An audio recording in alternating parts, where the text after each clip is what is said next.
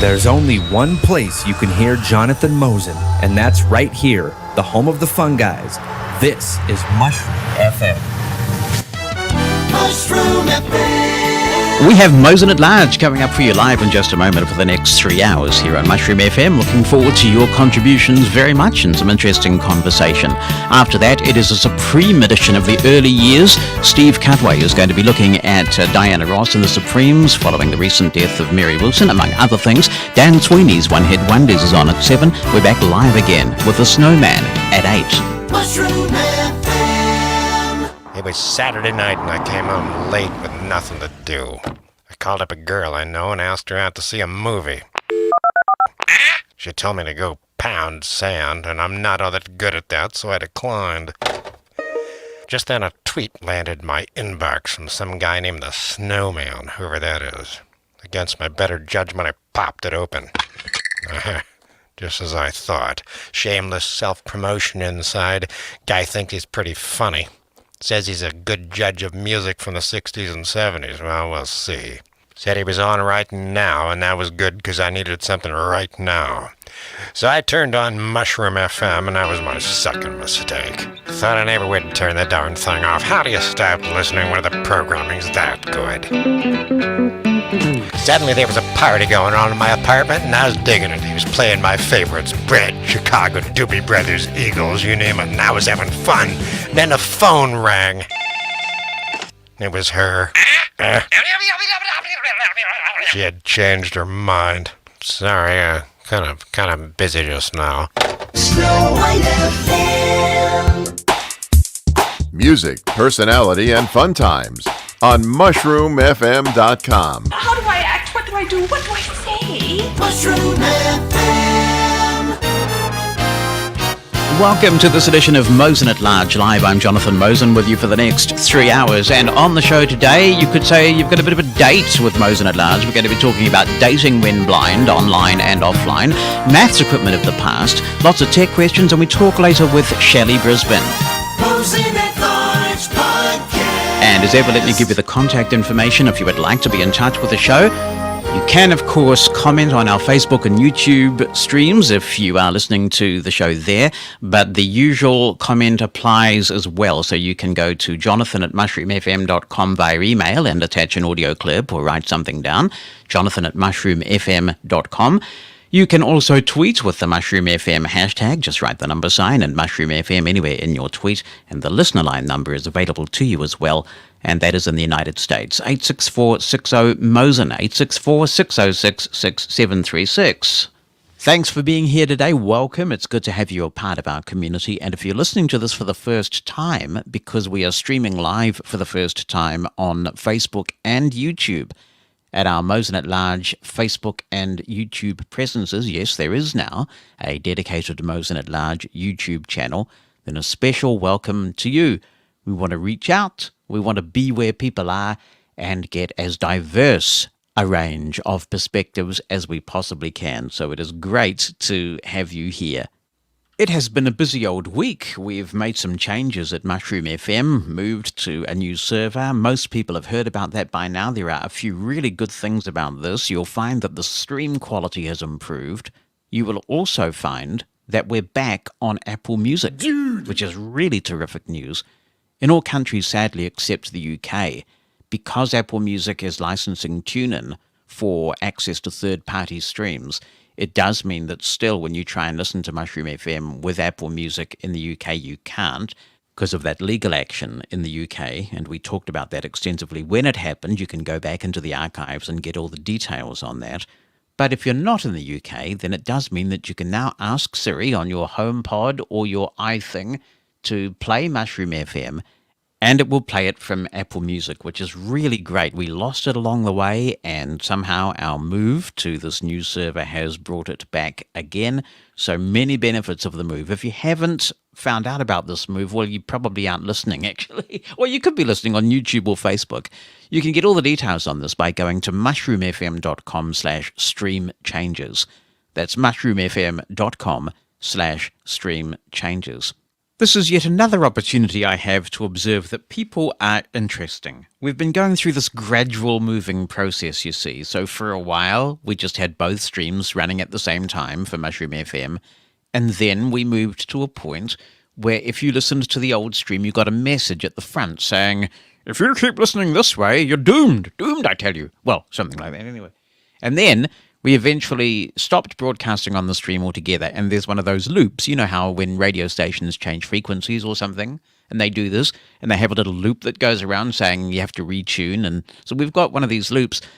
And whenever I look at the listener numbers, we always have between 2 and 5 people listening to that loop, and it looks like it's often the same 2 to 5 people who listen for quite a long time. I don't know whether they're using this loop as a sort of a soporific way to go to sleep, because it's about 20 seconds long, just going over and over and over on the old loop. So I don't know what that's about, but you don't have too long to listen to this loop. We're going to be pulling this loop soon because the transition seems to have gone really well. It just fascinates me what people listen to. Also, while we're talking about this and that, I want to say thanks to everyone who attended our first Blind Podcasters Round Table that takes place on a Monday morning at 7 New Zealand time over on Clubhouse, which at the moment equates to 1 p.m. Eastern time on a Sunday. That's 6 p.m. UK time on a Sunday. That will change as the clocks go forward and back in various locales. But that's the time that it's on now. It's the time that it will be on tomorrow, assuming that you are listening to this live or the day of publication. And we're going to be talking on this week's Blind Podcasters Roundtable about blind podcasters using iPhones and high-quality microphones that can connect to your iPhone. And blind podcaster John Moore is going to be taking us through that. So do check it out. You can follow me on Clubhouse to get the details about that. I've already scheduled the event, and we're going to try and make this a regular thing at that time. But wait, as all the infomercials say, there is more. We now have a club on Clubhouse specifically for blind and low vision podcasters. So whether you're making a podcast at the moment or you want to learn how, this is a place that you can join, and hopefully blind podcasters will be generous with their knowledge, sharing all sorts of information about tools and tips and tricks and techniques. And if you would like to join that, and you are on Clubhouse, then all you have to do is search for the Blind Podmaker. I'm rather proud of that name. The Blind Podmaker. Podmaker is all one word, so just search for that in the Explore section when you can search for clubs and people. Make sure you're choosing clubs to search on, and the Blind Podmaker will come right up, and you can join or follow that club, and I hope that it proves to be a valuable resource. In last week's show, I read a review of the podcast that was, in my view, a bit mean-spirited. And I want to thank all the people who have given the podcast a positive rating. I see the average is now up to 4.6. And thank you also to the 9 people who took the time to write really kind reviews. I'm particularly grateful to those who took the time to explain that they don't agree with everything I say, but that they feel like people get a fair hearing on this show. And it's something that's all too rare these days, isn't it? People kind of go into their little bubbles and they listen to right-wing talk or left-wing talk or whatever it is, but it is hard to find a forum where you might be exposed to perspectives different from yours. And the fact that there are people who are willing to write these reviews and say, look, I don't agree with everything Jonathan says, but it's interesting and at least everybody has a chance to be heard, that's what I'm aiming for. So thank you very much. I know it takes effort, especially for screen reader users, to do these things. So the fact that these 9 people took time out of their days to write these reviews really does mean a great deal to me. Now, it has been an eventful week. I was going to mention this, and we've got this email from Beth, who is asking questions. She says, hey, I've been thinking about you NZers over the past couple of days. What have the Quakes and tsunami warnings been like? Please describe the situation for us. Well, before I get into the description, I want to say thank you, because both Bonnie and I were absolutely deluged. Well, maybe that's not a very appropriate word to use in the context of a tsunami.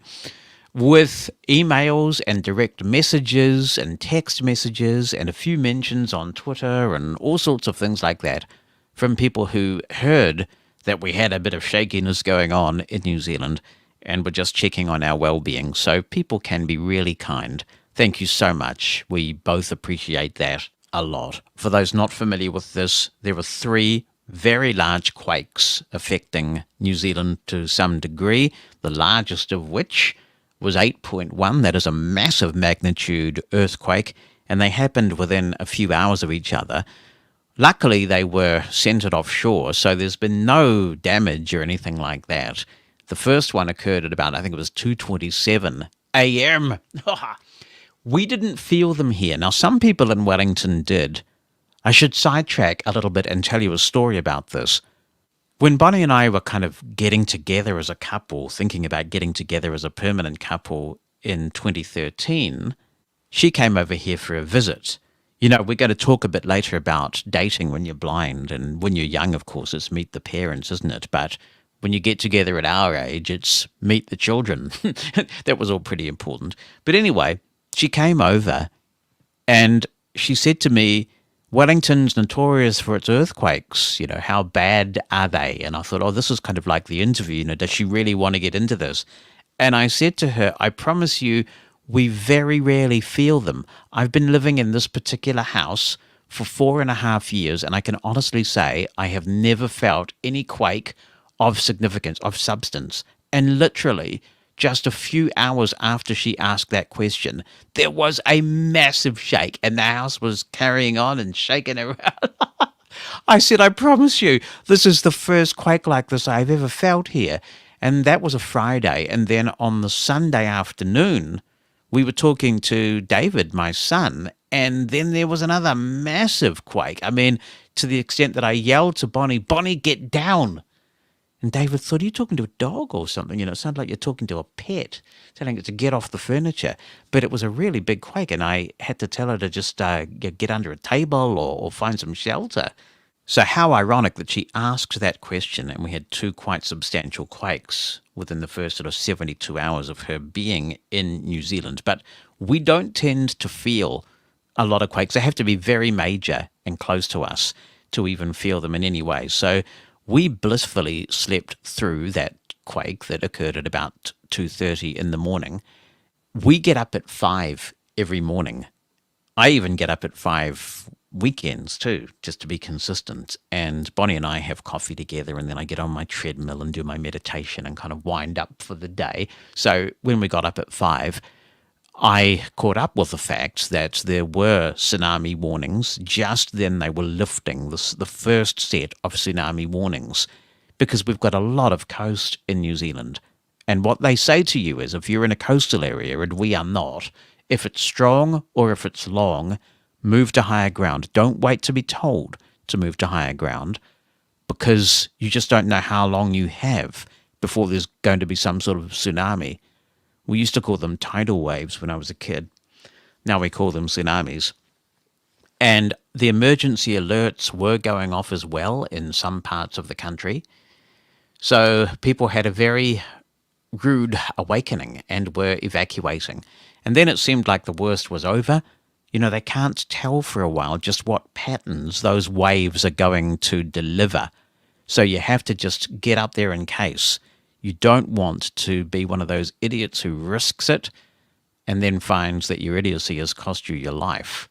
It's a bit of a ridiculous decision.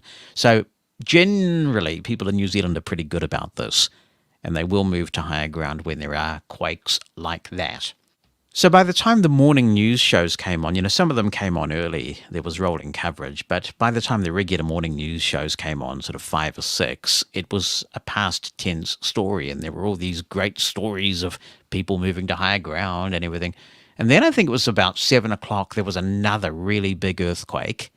Again, we didn't feel any of these, but I don't think there were tsunami warnings for that middle one. But then sometime after 8, there was the 8.1 off the Kermadex, and that caused pretty much a national tsunami warning to be released for coastal areas.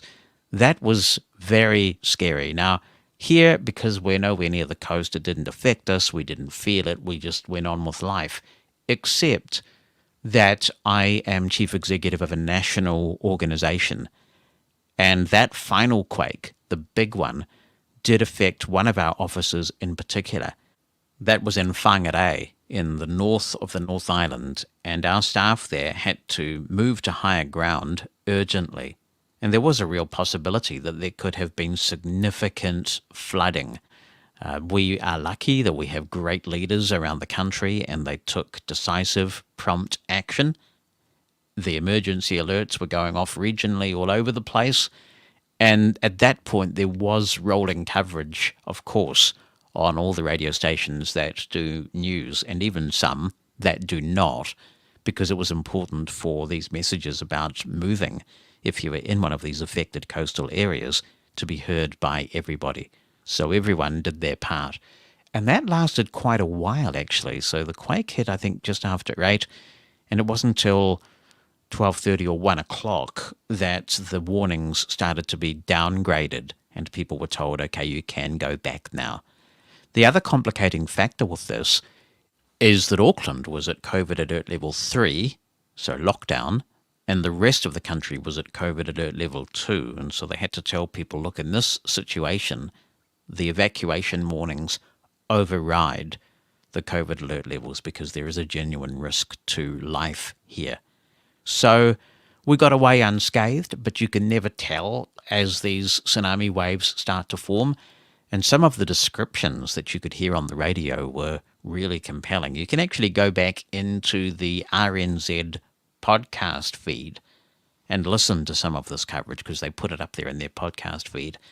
And you could hear people describing the tide going out when it was supposed to be coming in.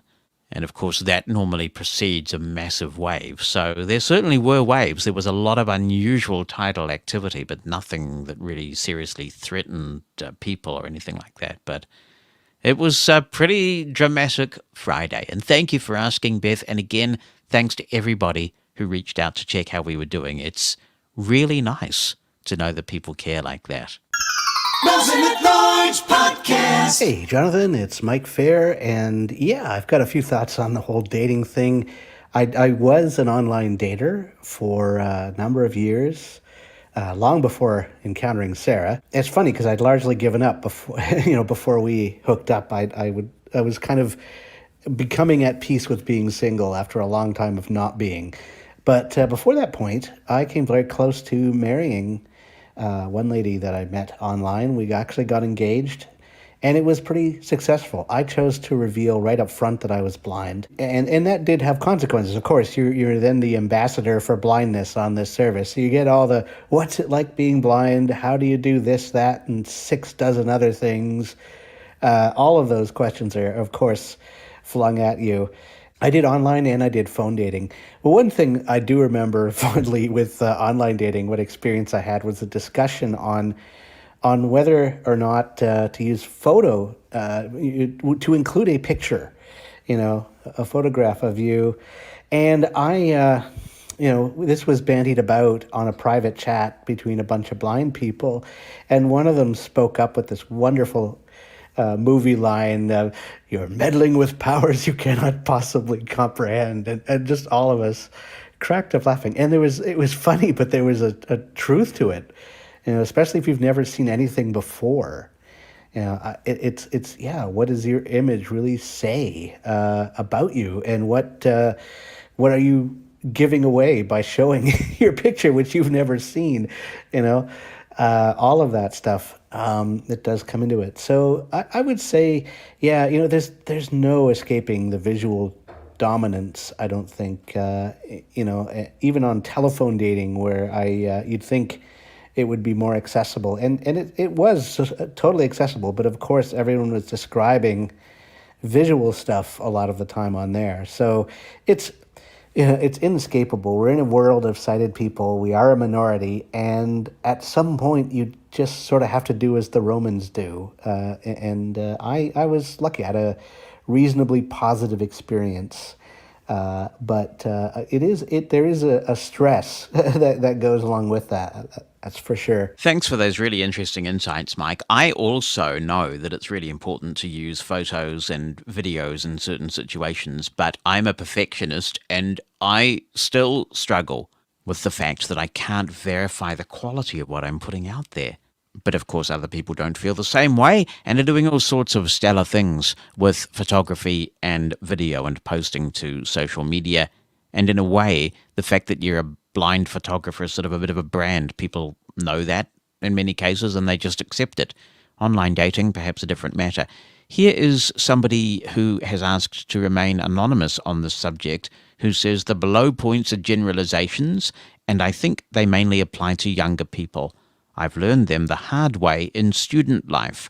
Now that I have a partner, I'm hopefully off the dating market for good. Wouldn't want to be back there. 1. In real-world dating, the chance of a match for a blind person is minimal. 1.1. In many situations where people meet, clubs, on the beach, at a conference, ... sighted persons initiate a date every time they make eye contact with a potential match. This may be hundreds of times per day. A blind person only initiates a form of contact when he engages in conversation. This is not often. 1.2. The sighted dater also uses eye contact to judge whether he should approach a potential match. The blind dater does this more or less at random, which will inevitably make the blind dater much less confident. Cues from which a sighted dater can tell that a potential partner is interested are mostly visual. The blind dater will pick up other cues, but that takes more time. 1.3. If contact is made, and there is a potential match, it usually goes to waste because the potential partner needs to get over the hurdle of dating a blind person. I have often managed to initiate quite deep conversation with nice ladies, but in most contexts realizing the follow-up just doesn't happen. In this context, both parties are insecure, and a lot needs to go right if there is to be a follow-up. This eventually applies to sighted people, but blindness definitely decreases the chance of a follow-up happening. The upside is, if it does happen, you are likely to be a very good match, as it is based on far less superficial communication than the typical dating match. 2. Dating apps/websites may be an alternative. I never tried, but I would expect that they don't work because communication there is visual and superficial, just like in real-world dating contexts and on social media in general. If I told a potential date I'm blind, she would probably leave it at that. I think daters in such apps are there for the thrill and funny, light-hearted stuff. So I would probably not say it and fail because I missed cues in photos or smileys. If I succeeded in getting an appointment, the first impression would not be good and make my date insecure. If we were a real match, we would no doubt get over it, and for a long-term relationship, you need that type of match, which is very rare for sighted daters too. But I think most internet dates end up in superficial sexual contact. Depending on the platform, this is the intended outcome for many users. If you are interested in a one-night stand, you need to minimize discomfort and insecurity. A couple of drinks can help, but blindness does not. Above all, you need to seduce your one-night stand with visual cues. Conversation just doesn't do the trick by itself. 3. And all those problems aside, most congenitally blind men end up single or with a blind partner like you and me. I see 3 reasons. 1.1. Common ground. Clearly, the experiences of a congenitally blind kid growing up are incomparable to those of a sighted kid. In our superficial society, young people are used to an easy life, things coming their way, not having to stand out. It is always safer to walk in line with the group. A blind person stands out from the group by definition. This is not a great basis for shared experiences and equal conversation with the typical 20-something lady. Maybe blind daters could try to focus on people who are somehow marginalized or have seen rough edges of life. Essentially, the most likely way for most blind people to do just that is to date another blind person. 3.2. Blindness precludes most romantic activities young couples engage in. Taking your blind boyfriend to the cinema is off limits, unless the audio description is very good. If you do some sort of sport, the sighted partner ends up being the guide. Taking care of others and standing out of the crowd are the last thing 20-somethings want. For older people, this may be less problematic, but you still won't enjoy a painting, museum, or safari watching animals from your car together. The options are just far more limited. 3.3.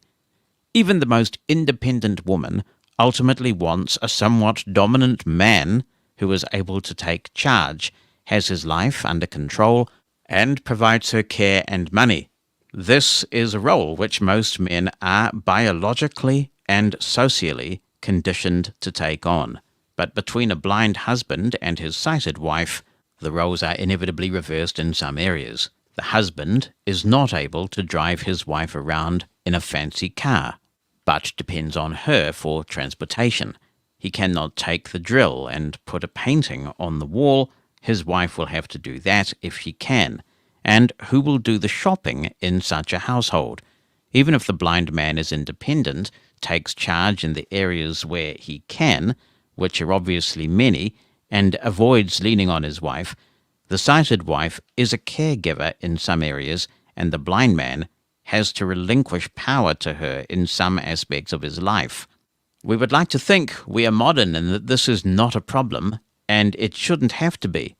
But fellow males, let's face it, if we are honest to ourselves, we feel far more comfortable in the role of a dominant care provider than the care recipient role where we have to delegate things to a woman because we can't do them ourselves. If this mechanism is at work, it implies that there are more congenitally blind women who marry a sighted man than the other way around, and I think that is actually the case, though I don't have statistics. I think those blind men who were raised with the idea that they depend on others for everything, as often happens to children with overprotective parents, or who are institutionalized, are very likely to remain single. A woman, blind or not, is ultimately, at least biologically, looking for a strong man who can protect her, a man who acts like a patient and excessively leans on others just doesn't meet that definition. That ends that email, and oh my word, I am anticipating quite a flurry of emails in reply, particularly from women on that subject. I must admit, I think there is an element of misogyny and sexism and stereotypical thinking in that email, but thank you for sharing it.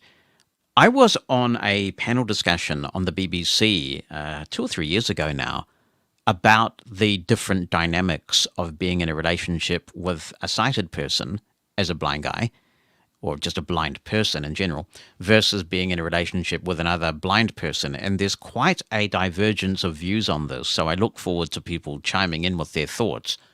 I have experienced both. My first wife, Amanda, who is the mother of my 4 wonderful children, is sighted, and we were together for 18 years. We met quite young. I was 18 when I met Amanda, and we met in a very conventional way. She was actually the amanuensis for somebody's theory of music exam. I was doing music theory with the Royal Schools of Music and didn't have Amanda as an amanuensis, but we met after the exams and just completely hit it off. We were chatting about all sorts of things and spent the day together just chatting, and it was just amazing. It was just one of those love at first sight, whatever, moments.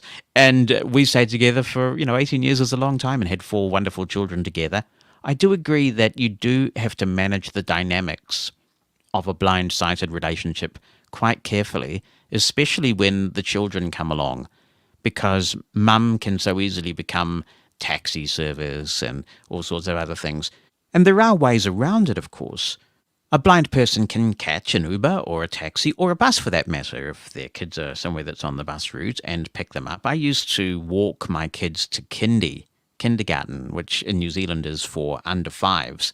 And I used to love that. I'd walk down, pick Heidi up, for example, from kindergarten and talk to the teachers and take her home. And sometimes I would do the cab thing, but of course that does require funds. And if you're under some sort of financial pressure, sometimes it is just easier for the sighted person to do it. I absolutely accept that. And that can put some pressures on the relationship if you feel like it's just easier sometimes for the sighted person to perhaps disproportionately do a certain thing. And I guess the question is, does it all balance out in the end? You know, there are many things, for example, that I contributed to the household in that blind-sighted relationship that were of value, not the least of which was being a breadwinner, and a pretty good one at that, and making sure that the technology was under control and various things like that. So I think it does depend a lot on the personalities. There are also some extremely accomplished blind handymen, and I use the word handymen deliberately because you were saying that blind people can't hang paintings on walls and that sort of thing. I remember a show that was on ACB Radio when I was running that, and I think it continued after I was there, called The Blind Handyman Show with a guy called Phil Parr, and he's sadly died now, but it was a great show, and the tips and tricks and techniques that they had for doing all sorts of things around the house, changing washers, hanging paintings, all sorts of things like that. It can be done. So often, I think we are constrained by our own perceptions of limitations that may not necessarily exist. And so much of your email speaks to me of expectations of blindness that have been set for you or that you've chosen to set for yourself that are really constraining. And I think this is where it's so important for younger blind people to have access to adult blind mentors who can help them through this. It's pretty tough being a young person generally, particularly in your teen years when you're trying to find yourself and work out where you fit in. And then you've got this blindness thing on top of everything. And I do remember when I met Amanda as a teenager, I thought to myself, what would a wonderful, vivacious, beautiful, sighted person see in me? So I was insecure about my blindness as a teenager. And then, when I was absolutely stunned to find out that we were together, then it's meet the parents time. And they are wonderful people, and I'm still in touch with them. And I remember, though, that they had all sorts of questions. It's like Mike was just saying about becoming the ambassador for blindness. You know, did they have to do anything before I came over? And it was a pretty unique situation because they were actually running an island, believe it or not. It's quite a story, and I won't sidetrack the show by going into that. But it was quite a thing. And you kind of think, what are the parents going to say when their precious daughter turns up with this blind guy? So it's really hard to get over those perceptions, and I don't discount that. But don't we also have an obligation to make sure that we equip ourselves with the tools of blindness? And I think one of the tools of blindness is confidence. Others relate to rehabilitation and being able to do things for ourselves so that we're not dependent. I think if you've got a good functioning relationship, you care for each other, don't you? I mean, things happened in my life when I was in a relationship with a sighted person where I was down in the dumps, a death in the family, or just things weren't going well at work, or some drama had happened. And of course, I was grateful for the care and the comfort. But equally, the reverse is true. There's no reason why a blind person can't provide care and comfort and that sort of role. I think we've kind of got past the stage, haven't we, where men are assigned specific roles always and women are assigned specific roles always, although I do take the point that you mentioned at the top of your email that these are quite generalist comments. Romantic things. There are so many things that a blind and sighted person can do together. Going out for a meal. I don't agree that you have to have audio description to go to a movie. It's always nice to have, but I've enjoyed many movies without audio description. And in fact, it can be quite nice if a sighted person can tell you what's going on. It can be a bonding time. Going to a museum, I love going to museums. I can think of many museums that I've been to around the world with Amanda, who is sighted, and we had great experiences. Going camping. There's no reason why a blind person can't learn how to help pitch a tent. Anybody can hold a rope unless they have a physical impairment and contribute, and many people can do a lot more than that. Communing with nature, going on a lovely walk, couples, massages, gosh, the list is endless. Blindness does not preclude enjoying great romantic experiences with a sighted person, but I tell you what might. It's limiting attitudes about your blindness that might.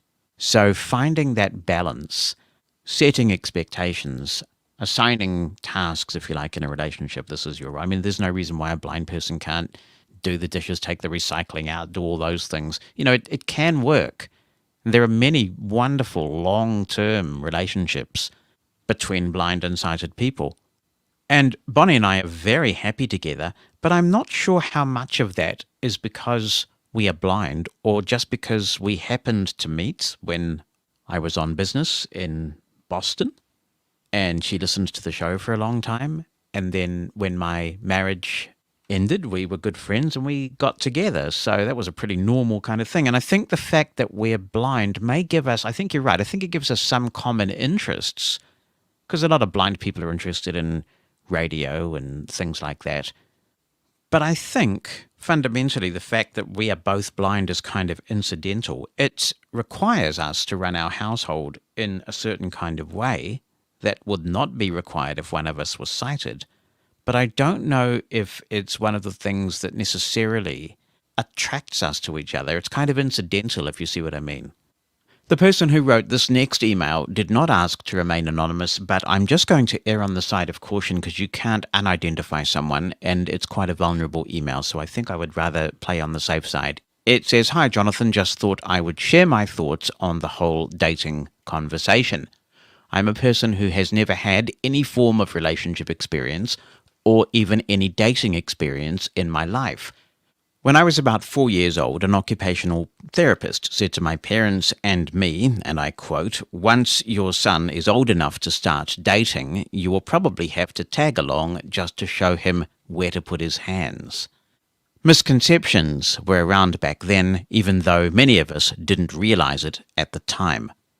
I don't think it would have mattered if I was blind or not, but even if I was just an only child without a disability, my parents would have still been extremely protective of me.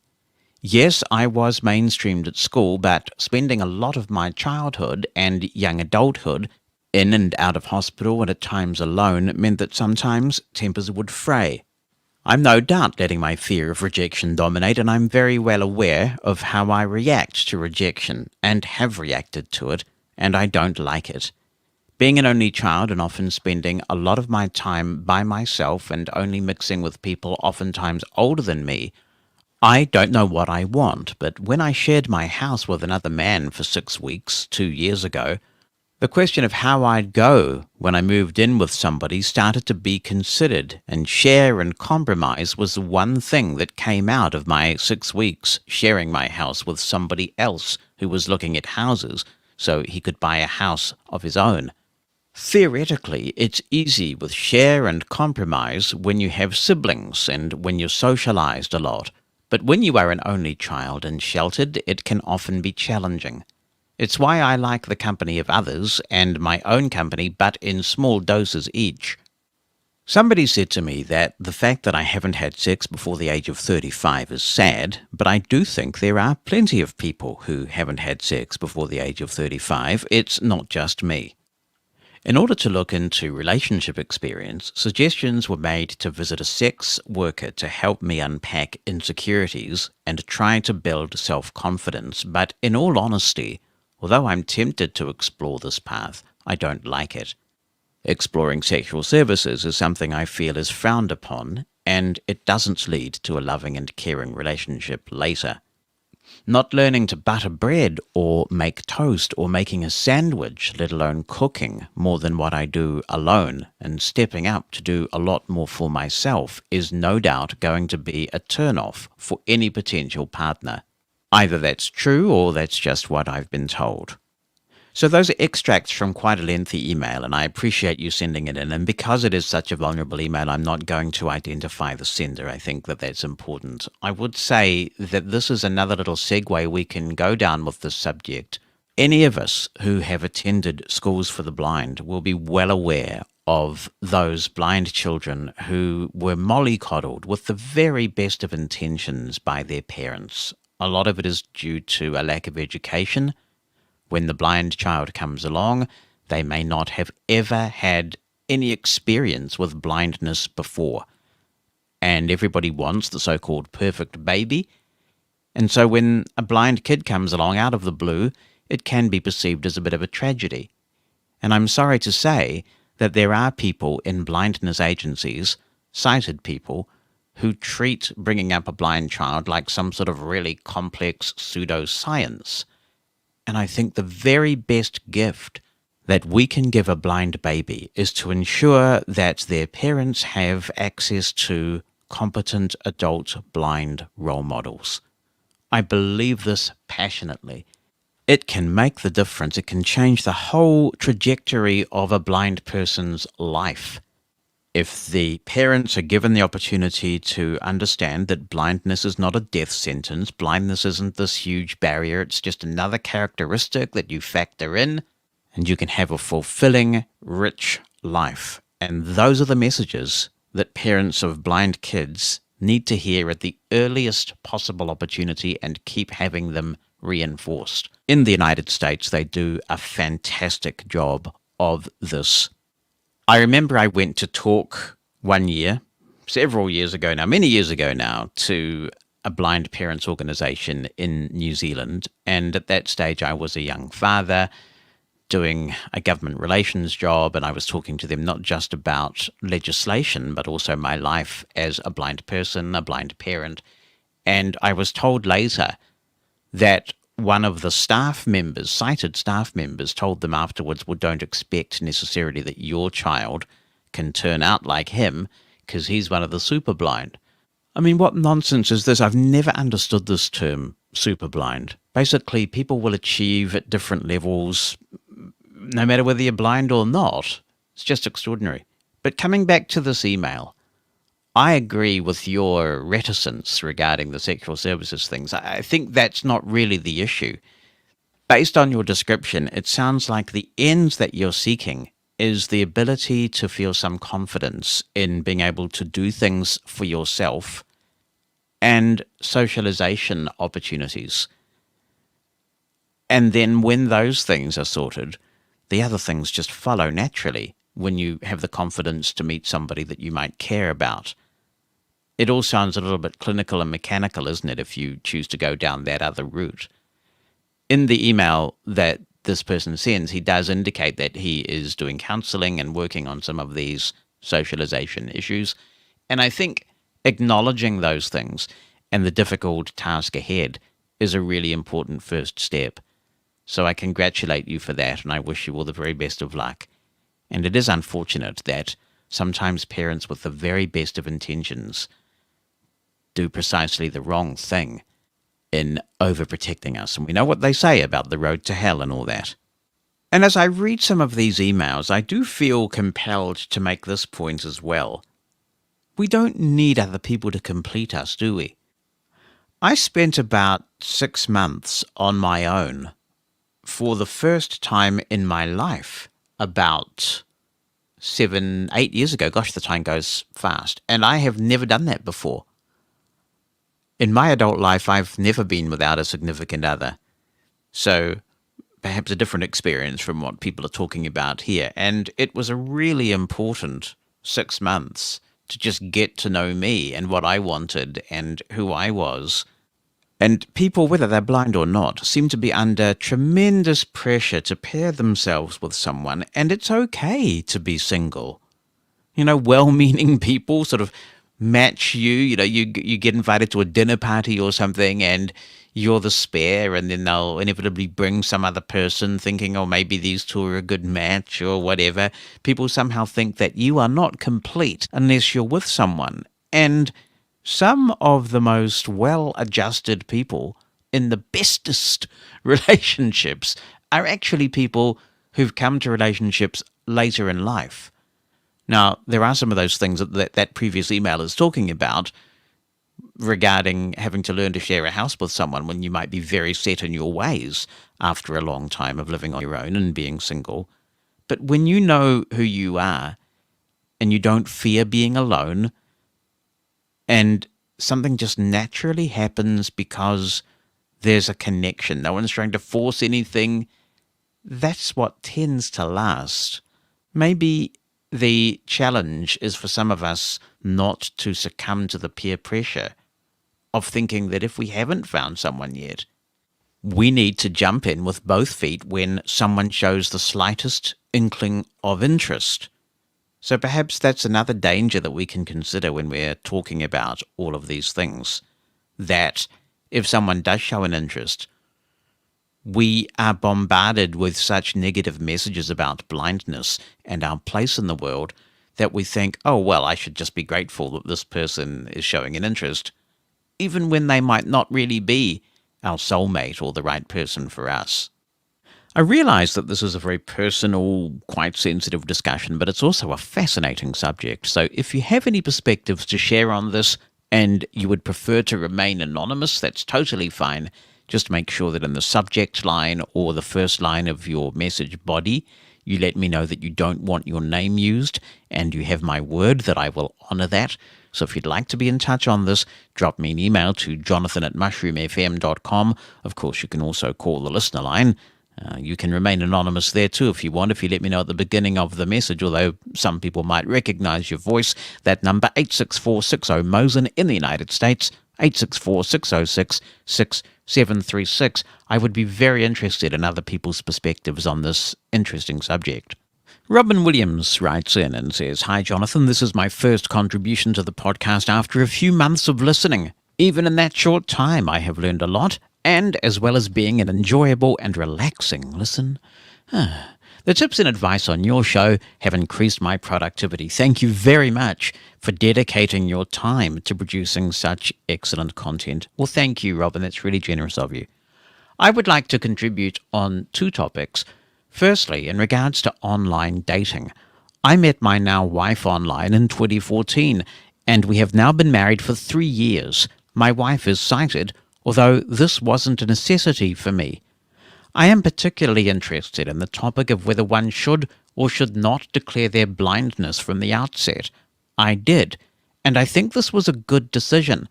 I just discussed this with my wife, who said she was able to ask all the usual boring blindness-related questions, such as how do you use a computer and how do you get around, before we met in person. When we did meet, therefore, we were able to have a very natural conversation. From my point of view, if a person were to have a problem with my blindness, I wouldn't be interested in a relationship with them anyway. Also, while I would like to think my blindness does not govern many of my characteristics, it is nonetheless a part of who I am. Given that online dating profiles are meant to be a window into potential life partners, I would have felt almost disingenuous had I not declared my blindness. Secondly, I would like to comment on the topic of studying mathematics as a blind person. I graduated with a master's in maths in 2010 and went on to complete a PhD in statistics. I now work as a statistical researcher in industry. This is all largely due to the opportunities provided by modern technology and a few key people in my life, including my secondary school maths teacher. Growing up, I studied maths entirely in Braille, with an uppercase B, with additional tactile diagrams. Diagrams were either made with swell paper. What swell paper this is! I'm sorry. With swell paper, using a Minolta machine, with wiki sticks, or by drawing on good old German film. As I reached sixth form age and realized I would probably study maths at university, a friend and I, encouraged by our teacher, set about using a typesetting system known as LaTeX. This is essentially a markup language which is very popular in the scientific community. We were able to sit our A-level exams independently without the need for a scribe, which had always been required until that point. This system saw me through my undergraduate and postgraduate studies. Things have moved on a lot in the last decade, and there are now far more accessible materials online than was the case during my time at university. The support for mathematical content in JAWS and NVDA is certainly a great benefit. However, the biggest obstacle to young people studying maths today remains the difficulty in acquiring textbooks in an accessible format. Often the publishers seem unable or unwilling to create content in accessible HTML, instead preferring to issue PDFs which are not accessible. There has recently been a robust discussion on this subject on the Blind Math email group. Despite the ongoing difficulties, I am very grateful to have grown up in a time when studying mathematics and pursuing a scientific career was a possibility. I was fortunate to attend a specialist secondary school for the blind. I think it unlikely that I would have pursued a scientific career had I attended mainstream education. I also have huge respect for those who went before me and were successful in studying mathematics and other STEM subjects at a high level, without the advantages and opportunities that were afforded to me. Once again, thank you for your work in putting together this podcast. Mosen at Large Podcast. Oh my goodness, the Cranmer Abacus. This is Gary. Hello to you, Jonathan. I had to send you a note on this because we had those at the blind school I went to when I first lost my sight when I was 8. And I don't remember, I'm sure we used them in the classroom, but we all ended up having one each when we were about 8 years old. And we used to have races on the abacus after lights out in the dormitory. And the race involved having to add 4s repeatedly. So the number, the 4 beads at the bottom, you move them up. Then to add 4, you had to move the 5 one down and move 1 down from the bottom, so you had 8. Then to get to 12, you pushed up a 10 and removed the 5 and 1 of the 1s, so you had 12. And we used to have races to see who could get to 10,000 first, or then we had long distance races over a week or something to see how far you got, and people would get to like millions just by adding 4s the whole time. Utterly kind of pointless mathematically speaking, but goodness me, you got very, very sort of dexterous with your fingers and that kind of blur, which I'm sure is the way gamers get very quick at what they do. But I'd completely forgotten that. The Cranmer Abacus. I wonder where mine is. It had my name on the back of it on a piece of sort of sticky labelling foil. I remember it distinctly. My goodness. Now, you see, Gary, next time you're on the telly and you're covering some sort of economic story, say from the Biden administration, you could get out your Cranmer Abacus and do the sums on the TV. Using the blind retro technology, those races do sound quite masochistic, I gotta say. Michael Bullis says, I first learned a 10-bead abacus, and then when I was in high school, I was introduced to the Cranmer abacus and found it was a difficult mental switch. With the 10-bead abacus, when you added 8 plus 5, you would add 2 beads to 8, and then bring down a 1 on the next row, then moving up the 10 beads on the first row and bringing down 3 more to complete the math. With the Cranmer, you only had 9 beads, so it didn't engage in the same process of adding to 10, but the 9 beads plus 1 were assumed. The other thing that was a difficult mental switch was the bead on top equaling 5. So by then, I was doing much more math in my head anyway. I just stopped using the abacus altogether. Yeah, I remember a different kind of abacus, Mike, and we were talking about this a couple of weeks ago. I don't remember what that was called, but it was quite large. And it had this massive bar that the beads would sort of cross over when they were in play, as it were, and they'd go back onto the other side when they weren't. And I wonder if that was the same 10-bead abacus that you were using. I must say, though, that the Cranmer abacus was a lot more portable than this other one I remember. I mean, you could take it in your pocket, you could just put it in a backpack. It was so easy to transport, but that other big, burly 10-bead abacus was not. Daniel Semro says, Daniel Semro here, which explains everything, really.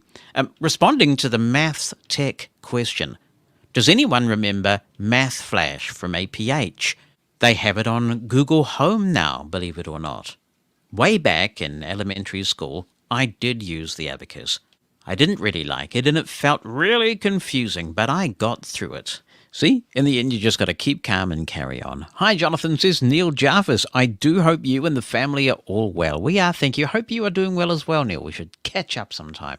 I was very interested to hear the discussion about the old cube slate on your podcast today. It took me back to a very similar thing we used when I was in primary school in the early 1970s. This was called a cubarhythm board. What a cool name. It's Cubarithmm, a cubarhythm board. He says it's a hard plastic board with holes into which you placed metal cubes.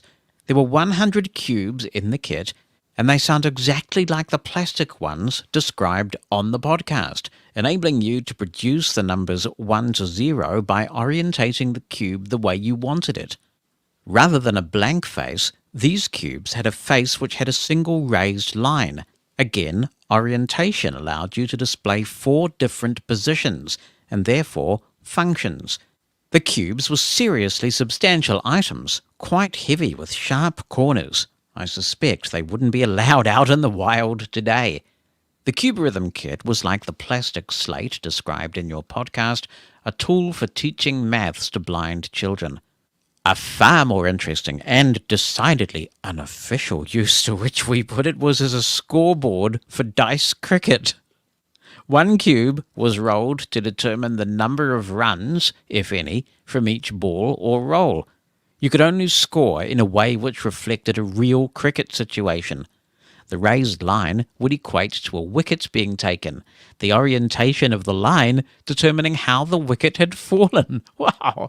Looking back on it, these were remarkably detailed rules for a bunch of primary school kids. Yeah. The true value of the cubarhythm board and cubes, though, was the scoreboard. The bottom row of the board was organized so that very specific information was displayed and updated after each change. The 3 leftmost holes were dedicated to the score of the first batsman currently at the crease. The 3 rightmost holes were for the second batsman. In the middle of the row, 3 holes were designated for the current batting team's current score, and a single hole, a couple of spaces to the right, indicated the number of wickets which had fallen. Some of the more obsessed users also used the top row of the board to indicate real-time bowling information.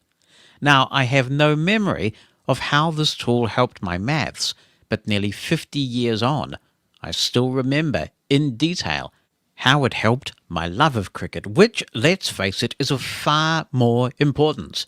Love the show, keep up the good work. All the best, says Neil Jarvis. That is extraordinary, Neil. Isn't it interesting what kids can come up with when they're motivated to do it? Hello, Jonathan, it's Thomas Upton. Believe it or not, I remember both the cube slate and abacus back in the mid-2000s. I believe the version of the cube slate I used was known as the Brandon slate. I don't know how you spell Brandon, but the Brandon slate, it featured more than 20-something holes. They're square holes, and yes, you are correct. The cubes, they feature each different number on each side of the cube. And I remember fitting them in, and that was unique. And I also loved using the abacus to create, numbers. Using, the bottom 4 beads and the top bead, there are 5 beads on each set of the abacus. And another device that I used in addition to the Brandon slate and abacus was a little math window Do you remember using those? Those are one of those little devices where it features magnetic either lines, which are bar-like shapes, or square shapes. And the square shapes feature a cut corner on the top right. Like, if you recall SD cards from like a Victor stream, if you took an SD card out, then you will notice on the top right corner of the card, there is a cut corner. The top right is cut. And I remember that those shapes, both the lines and squares, are magnetic, and they fit well on the board. So, in addition to the abacus and cube slate, do you remember the math window devices? And even for the cube slate, do you remember using the Brandon slate, which is the variation of the cube slate on what it's called? Memories. Midnight, not a sound from the pavement.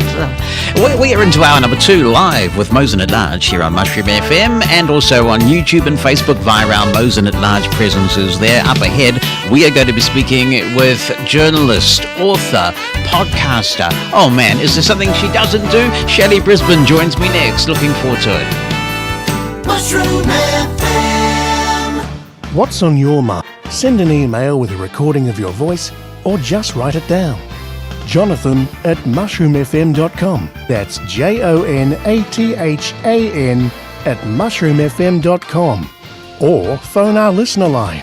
The number in the United States is 864-60-MOSEN.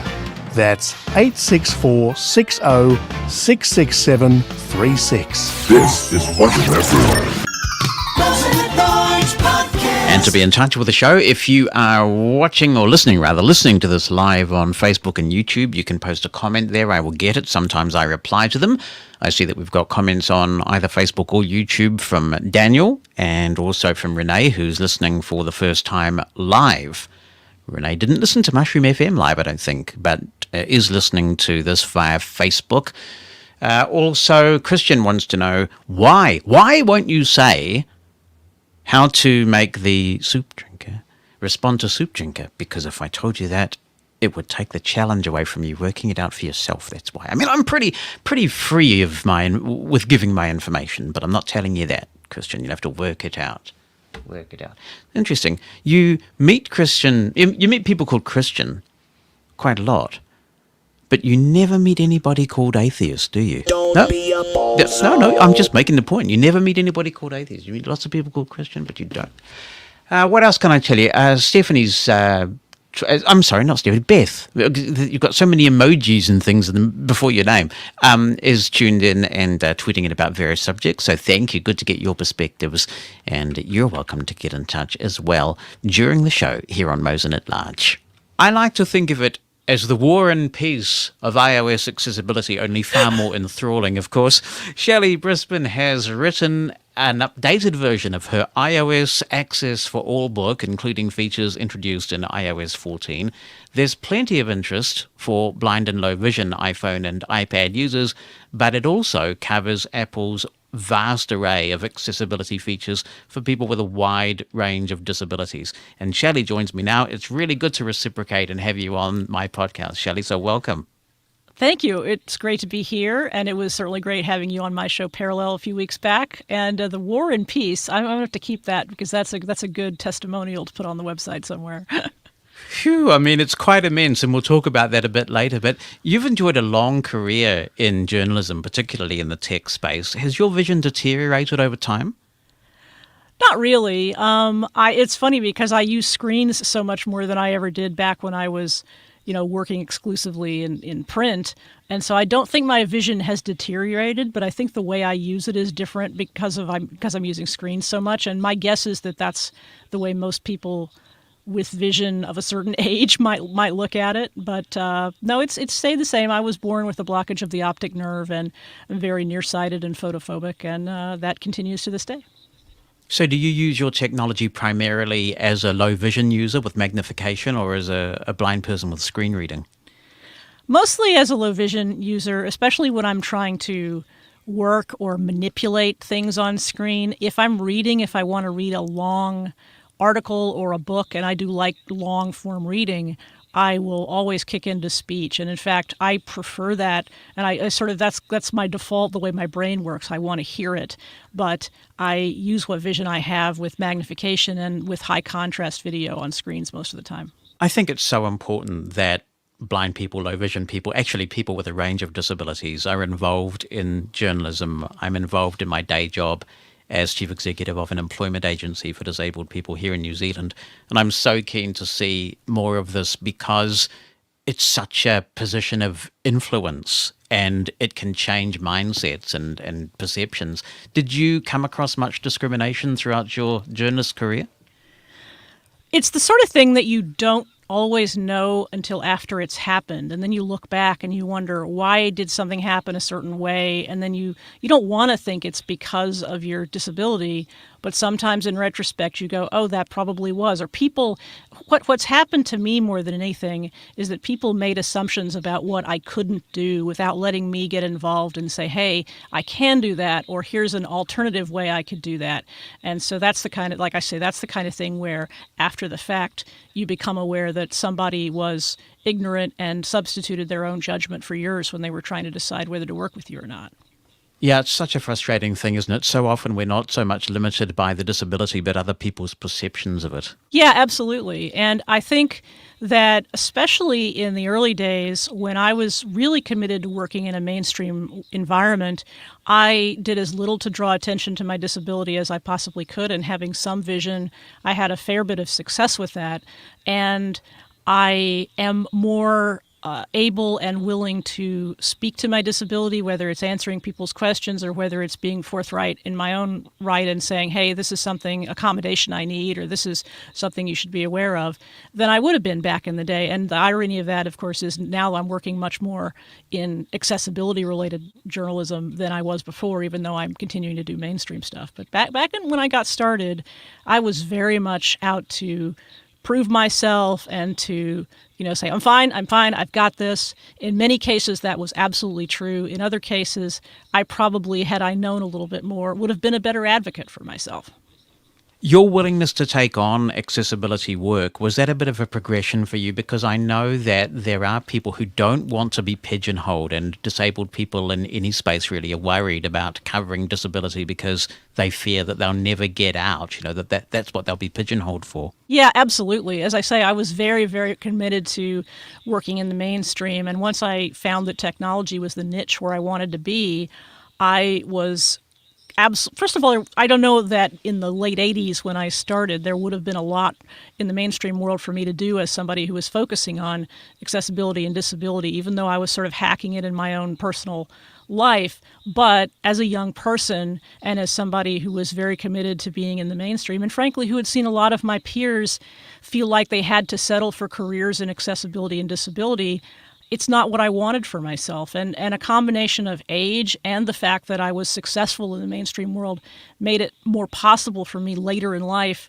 to go into accessibility and to sort of combine the two. And so I feel like I'm fortunate in that regard, and I wouldn't necessarily advise a young person to take either the path that I did or the opposite. It kind of has to be what that person feels like is best for them, and whether it's more important to be successful and recognized in a mainstream context, or whether it's more important for you to advocate for yourself and to write about what you know, which is accessibility and disability.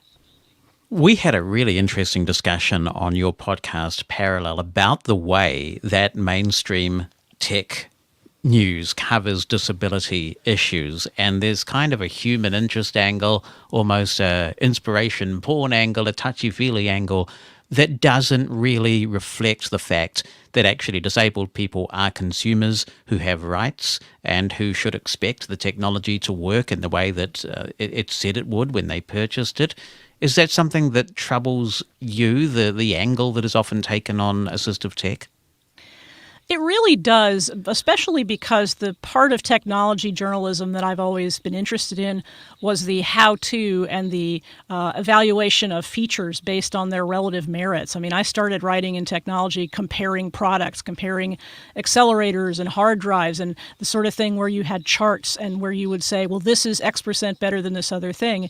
And then when I started looking at the way the mainstream covered accessibility, it was all in terms of feel good and all in terms of you could tell that the people who were doing most of the writing had never used the products and didn't understand whether something was actually more or less effective than the other product, and that they really didn't care. And that is still the case, even among people who I know well and who I've advocated with about accessibility tools and who I've pointed to my own work and others' work and said, hey, this is good, this is mediocre, this is less good, and you should address these kinds of features in the same way that you would address whether a smart assistant is good or whether a robot vacuum is good. And I'm still having trouble making that case, and it's really disappointing. What's the solution? Is the solution to have more disabled people involved in the mainstream tech press, or is there an education component, perhaps a bit of both?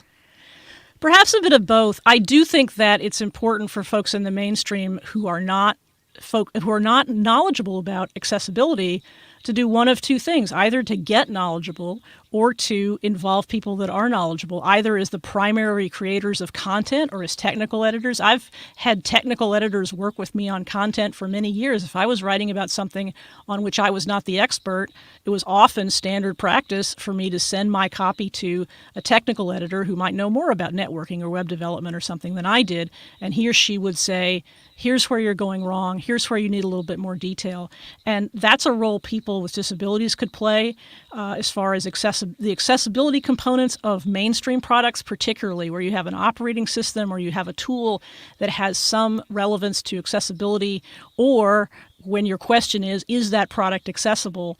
Maybe the person with a disability writes the main story, or maybe that person is the technical editor. There's no reason they can't do either of those jobs. What was the first Apple product you used? I had a Mac 512KE. I didn't own it. I actually rented it back in 1985. Gosh, so you go way back with the Mac. I do. It was funny because even though the Mac then and now was a very visual platform, the reason that I gravitated toward it was because it was a WYSIWYG platform. In other words, it had a screen where you could lay out pages, do desktop publishing, and have it look the way it would look on a light board with galleys, which was the way that was done back in those days. And so for me, as a person with low vision, I could use an app like PageMaker, and I could drag columns of text into the right place on the pasteboard. And that was far easier for me to do without making something crooked or breaking something or using an X-Acto knife in the wrong place than it would have been on a layout table. So even though I was using my vision, I was using the Mac as an accessibility tool. And of course, the irony is that there were no specific accessibility tools on the Mac at that time. Yeah, well, half a world away. I was using an Apple product then too, but it was the Apple IIe with the old Echo 2 speech synthesizer. I know a lot of people who use the Apple II. And that's a funny thing. I had no awareness of the Apple II other than it existed, but I had never used one. Great days and those old games and good stuff. Now, I want to talk about the book, of course, iOS Access for All. This is a huge undertaking because the subject matter is very broad, and it's a constantly moving target as well because Apple keeps adding new features every year. What inspired you to take on such a, what I would think is a tough ongoing task? Well, I didn't know how ongoing it would be when I started it. I have written technology books in the mainstream for a very long time. And when I started this, when I got the idea to do this in 2012, it was getting to the point where it was really hard to publish a technology book anymore, both because of the electronic publishing revolution where Kindle books were sold for so little money, and just because so much of technology was becoming more friendly to consumers. And so I couldn't do what I used to do, and every year or so go to a publisher and say, I have an idea for a book. Let me write about something, some tech app or some operating system. The opportunities weren't there. And so I was looking for a way to occupy my time and obviously keep the bread on the table and that sort of thing. And I had never written about accessibility with the exception of one article for Macworld probably about 10 years before that. And just in casting around for what to do, I took a look at what resources were available about iOS accessibility, because I had gotten an iPhone 2 years after it came out when VoiceOver became a part of the iPhone, because I finally could use the thing. So I certainly knew about iOS accessibility and used it in my own life. And I decided to go and look around on the web and see what I could find. And I found that there were very few resources that were being kept up to date, but that there were resources out there. I don't remember if your book was out there at that time or not, but there were a few. Yeah, not till 2013 was my first edition. Yeah. But those resources not only were old, but they were only addressing VoiceOver. And I probably went comprehensive, first of all, because I was a person with low vision, and I was like, wait, nobody's explaining how the various kinds of zoom work. Nobody's addressing how you can increase the contrast on your screen, or how and when you might want to use bold text or larger text. And so once I had that done, I was like, well, there's nobody discussing hearing impairment either, or motor disability, or guided access. And so it sort of snowballed from there.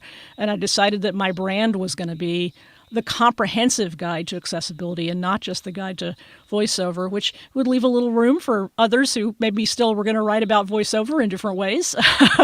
But that, and I ended up doing one edition for each version of the operating system from iOS 7 forward. And as I say, I didn't know quite how all-consuming it would be when I started it, but it's been a fun journey, and it's a lot of work, though. Yeah, I'm sure it is. And the fact that you identified that gap in the market, does that suggest that Apple's dropped the ball a bit with its own documentation? Yes. And it's funny because I think their accessibility documentation has improved. When I started writing the books, accessibility was literally an appendix in the back of the book, and there were very few pages. Their documentation still isn't great because it's incomplete. They sort of point at most of the features, but they don't really describe how one uses them. And I'm sure, and I haven't really evaluated it in depth, but I'm sure that's something that all of Apple's documentation suffers from, because they know most people aren't going to read it. They, who actually cracks open an iPad manual when they get an iPad? Not many people. However, though, I think it's important, if you're going to create something as rich as VoiceOver or Braille support with a variety of gestures that make that work and keyboard shortcuts that make that work, it's really important that you document those fully, and they don't. And I do my best to, but there is no source from which I can draw all of the keyboard shortcuts and all of the VoiceOver gestures and all the Braille commands until iOS 13, when we got VoiceOver commands. So you at least had a list of the gestures and the commands that iOS recognized in the operating system, which is not the easiest thing in the world to pull out. But before then, you were just going off of old Apple lists that weren't updated and lists that other people had compiled, and hoping that you didn't miss any. Yeah, and I think the big difference with the disability market is that you can't really say that it just works. You do have a level of training and understanding that's required to make use of these products, and I think that really obligates Apple to try a little harder in documenting what they've done. Yeah, I'd at least like the reference to be more complete. I think that there's and I've discovered this, I didn't really know it when I started writing it, but I do think that there's a style of communication in writing about accessibility that perhaps requires a little more detailed explanation. It's not that people are any less smart, it's that they aren't necessarily as familiar with the paradigms, and they don't necessarily have the visual cues that a person with full vision would have. And so there is sort of both an expectation and a need that's born of the kinds of features that are part of this system to provide more detailed explanations. And I'm happy if Apple's not going to do that, to write to that market and to try and write in a conversational and encouraging way to people. I would be happy if they would just focus on providing a complete reference to, for example, all the commands that VoiceOver supports, that Braille supports. On the switch control side, which is even more poorly documented than VoiceOver, what are all the ways you can integrate switches? I've gotten more great information about how to use switch control from a vendor that produces an annual sort of guide to their switches and applications than anything I've ever read from Apple, which is really unfortunate. And frankly, it makes me feel like I'm probably missing a few things. And one of the things that's interesting too about iOS is that Apple doesn't come out with a document that says, look, here's what's new, here's what we've changed in VoiceOver in this version of iOS, which was, of course, the niche that I was filling when I was producing my books. But it's a mad scramble, isn't it? Because without official documentation, you're essentially experimenting, you work with people you trust, and you're kind of trying, it's like finding little buried treasure. Every so often you find another little nugget that you think, I'll have to document this. Right. Well, I used to, when I got the betas early in the summer cycle, I used to just start writing from the betas. And then I realized Apple is quite free to add, delete, and worst of all, move things around so that when you say, go to settings, accessibility, voiceover, blah, blah, blah, it's entirely likely that it'll be renamed and moved. That isn't even about features. That's just about we can do it because it's our software. As far as features, I don't do that anymore. So that's why the books unfortunately can't come out the day iOS is available, which is a goal a lot of people have. But I've just given up on that. I'd rather it be complete, and so I'm working with the betas, but I'm never finished until the released software is out, and so. You find yourself, as you say, doing a lot of experimenting. I find myself reading everything I can get about such and such a new feature, and then I have a whole changelog document because if I write about it one place, I have a whole new section, the whole section that's about what's new, and I have to make sure that if I wrote about it in the voiceover chapter that I actually address it in the what's new chapter. So I have this complicated changelog that has links to where I found information, and it's just... There's a lot of, pulling threads and putting things together at the very end of the process. You think you're almost done with a book, and then you have to go back and cross-reference everything. And, Apple will give you, and the accessibility page isn't any more helpful because they're not focused on what's new. They're focused on what exists, which is a combination of what's new and what already exists. And so I don't blame them for that necessarily. I mean, and you can look at release notes from developer betas and that sort of thing, but still you're going to miss things. And they do hide nuggets an awful lot, both in accessibility and in the mainstream world. And then there are also, when you're out there reading web articles about what's new in Apple, people have particular focuses and interests that aren't really mine, and people will go on and on about toolbars. And I'm like, well, yeah, but from a voiceover perspective, isn't any different than it was before? Yeah, exactly right. And actually, that's what inspired me to do the first iOS without the iBook, was because there was such a huge aesthetic change going on with iOS 7, and it suddenly occurred to me, well, what does this really mean for a voiceover user? What do you do as a geek? I have to ask the question, how do you compose this book? What tools are you using? It's ridiculous. So the book is fundamentally an EPUB book, and I made that decision because EPUB is as accessible as it possibly can be. Not only can you read it in apps like Books or any number of accessible EPUB readers on Windows or any platform you choose. In terms of making it, it's very accessible because without getting too nerdy for people, all an EPUB is a collection of XHTML files and images with links, all linked together. And you can make books like that with graphically focused software. Allegedly, you can make an EPUB with pages, although not a complicated one like I make, and be happy about it. And so I actually use a combination of a text editor and some scripts I have that will combine the EPUB. It zips it up into a zip archive, but before it does that, it verifies that it's a valid EPUB. It checks all the links. It makes sure that the chapters are all in what's called the manifest, that the images are all kosher in the manifest, and figure 7.1 is a JPEG, but you called it a PNG. Well, here's the error log. You better go fix it. And the only way for me to do that and feel good about it, and as I say, it's a highly hands-on manual process, is to use a text editor. I use BBEdit, which I know is not VoiceOver accessible, and that's annoying because it's a delightful developer-oriented tool on the Mac. And there's a great tool that is VoiceOver accessible called Textastic on iOS. And so sometimes when I'm writing on the iPad, I'll write in Textastic, and I'm happy to live in HTML. XHTML is the same thing.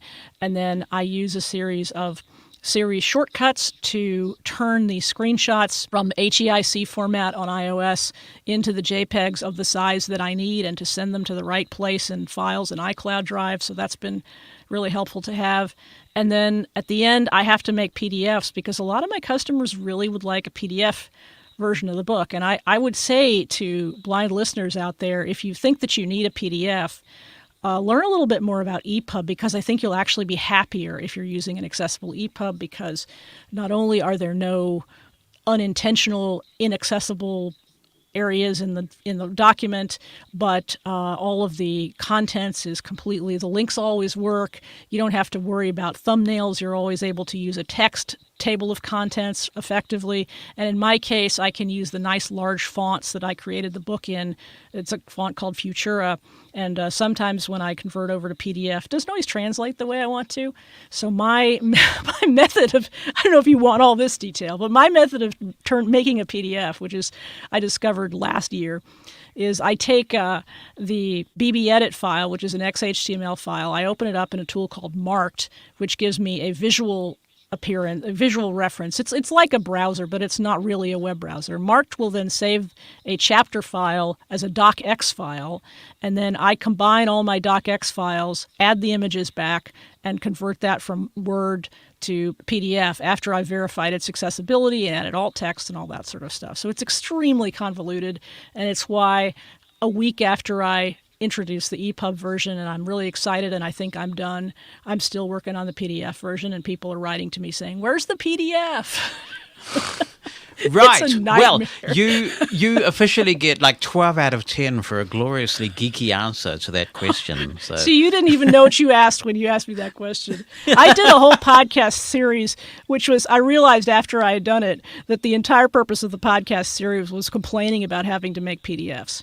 But have you which ever I've just looked at done Ulysses again. as a potential way to do all of this? Well, Ulysses, I've actually tried Scrivener, and I have the way Scrivener handles images doesn't work for me. I don't know if Ulysses would work any better. I suppose I could pony up the money and try it. My friends who have worked with Scrivener gave me some good advice, but it still didn't work for me, and I haven't really dug into Ulysses. But I love the idea that it's on both iOS and Mac OS, because I end up writing all over the place. I'm writing at home. Before COVID, I was writing in coffee shops. So I love the idea that wherever I am, whatever device I have in front of me, I can write. And I know Ulysses is on both platforms, and comes highly recommended by people who have used it. I just am not one of them yet. It's equally accessible on both, and you can use Markdown to embed images, and it exports EPUB and creates PDF. And having now just purchased an M1 Mac, I can say it works just as well on Mac as it does on iOS. So there you go. It's worth a try. Yeah, there you go. Who is the book intended for? Because you've got such a broad subject matter here. Are you predominantly looking at trainers for this? Honestly, I'm trying to cover the whole waterfront, and I have had a lot of interest from teachers and from trainers. I'm also hoping the reason that the book is organized the way it is, which is with so many chapters and so many sections, is that you can use it as a reference. Like if you're an experienced user, there's a lot in the voiceover chapter that you don't need because it's very basic, but you can use the reference to go straight to voiceover commands or Braille support or whatever section you're interested in. But if you're a beginning user and you want to read through, the book is designed to give you that through line, or at least in each individual chapter gives you a through line. So when you start reading the voiceover chapter, you're going to be told the story. You're going to be told to do how to do things in the order that makes sense.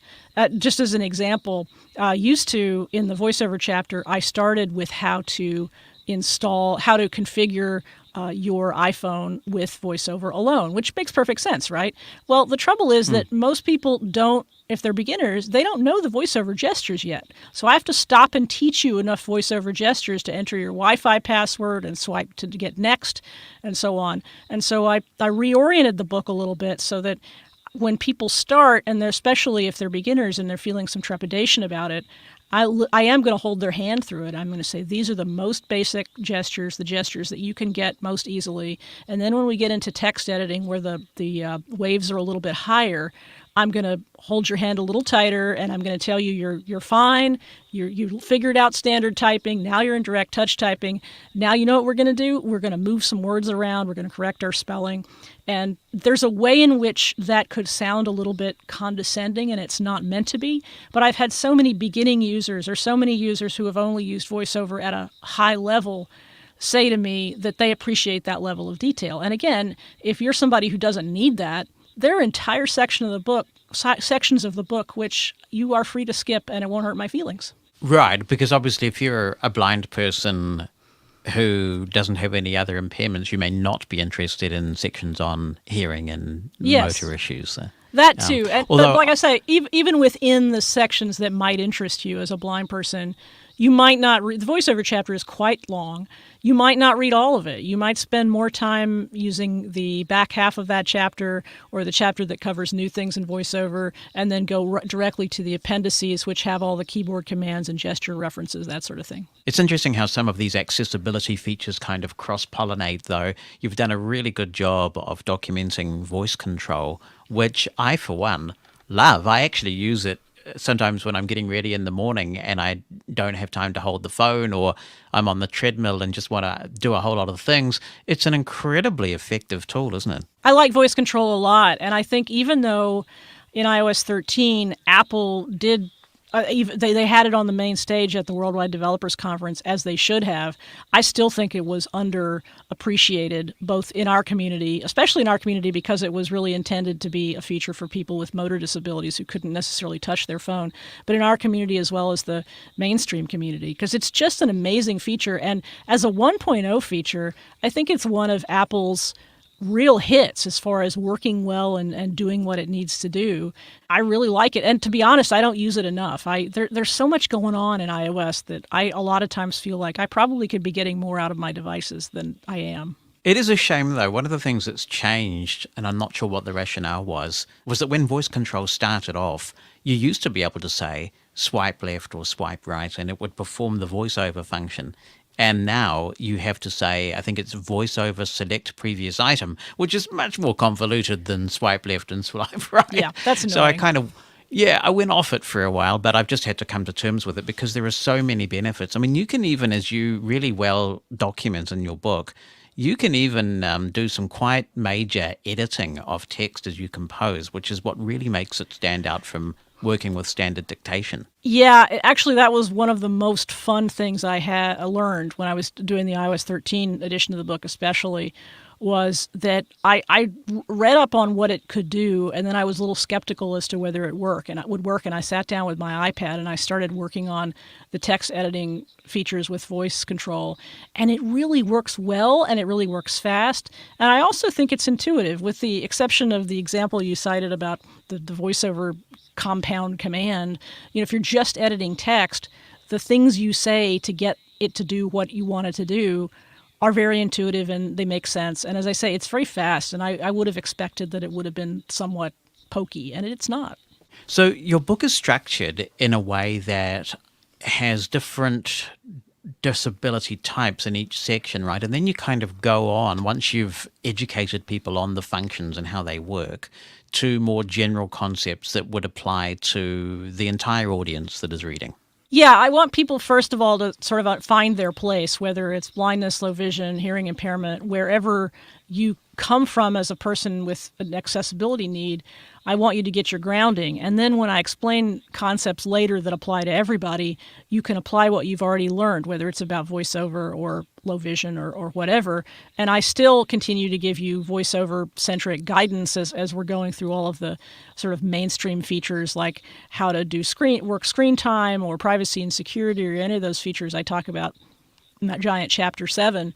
And it was a difficult decision to figure out how to cause that structure. I think I added the chapters where I talk about more general system-level features later on, because I was finding that there was no way I could get all of that information into chapters that were specific to a disability, and there were too many tips and too many little ideas that I wanted to get across to people that weren't related to a specific disability. I didn't want to have people, go to chapter 3, there's a great tip in there. And so I needed to find a way for everybody. And that's the thing too, those chapters can be read by anybody, whether their accessibility need is constant or whether they're just reading along. Maybe they're an iOS user who has somebody in their life with accessibility needs. So yeah, I'm happy. I feel freed by those chapters, the system level chapter and the iPad OS specific chapter, because I feel like I can talk very expansively about all of those features without being constrained by, okay, we're only talking to an audience that's going to use it with voiceover. So in the iPad OS chapter, there's a lot of visual stuff because there are a lot of things that one can do both with and without vision on the iPad, but there are a lot of things about the iPad interface that are oriented toward a visual experience. And I don't think a blind person is going to be wasting their time if they read a chapter that also includes information about how a visual interface works.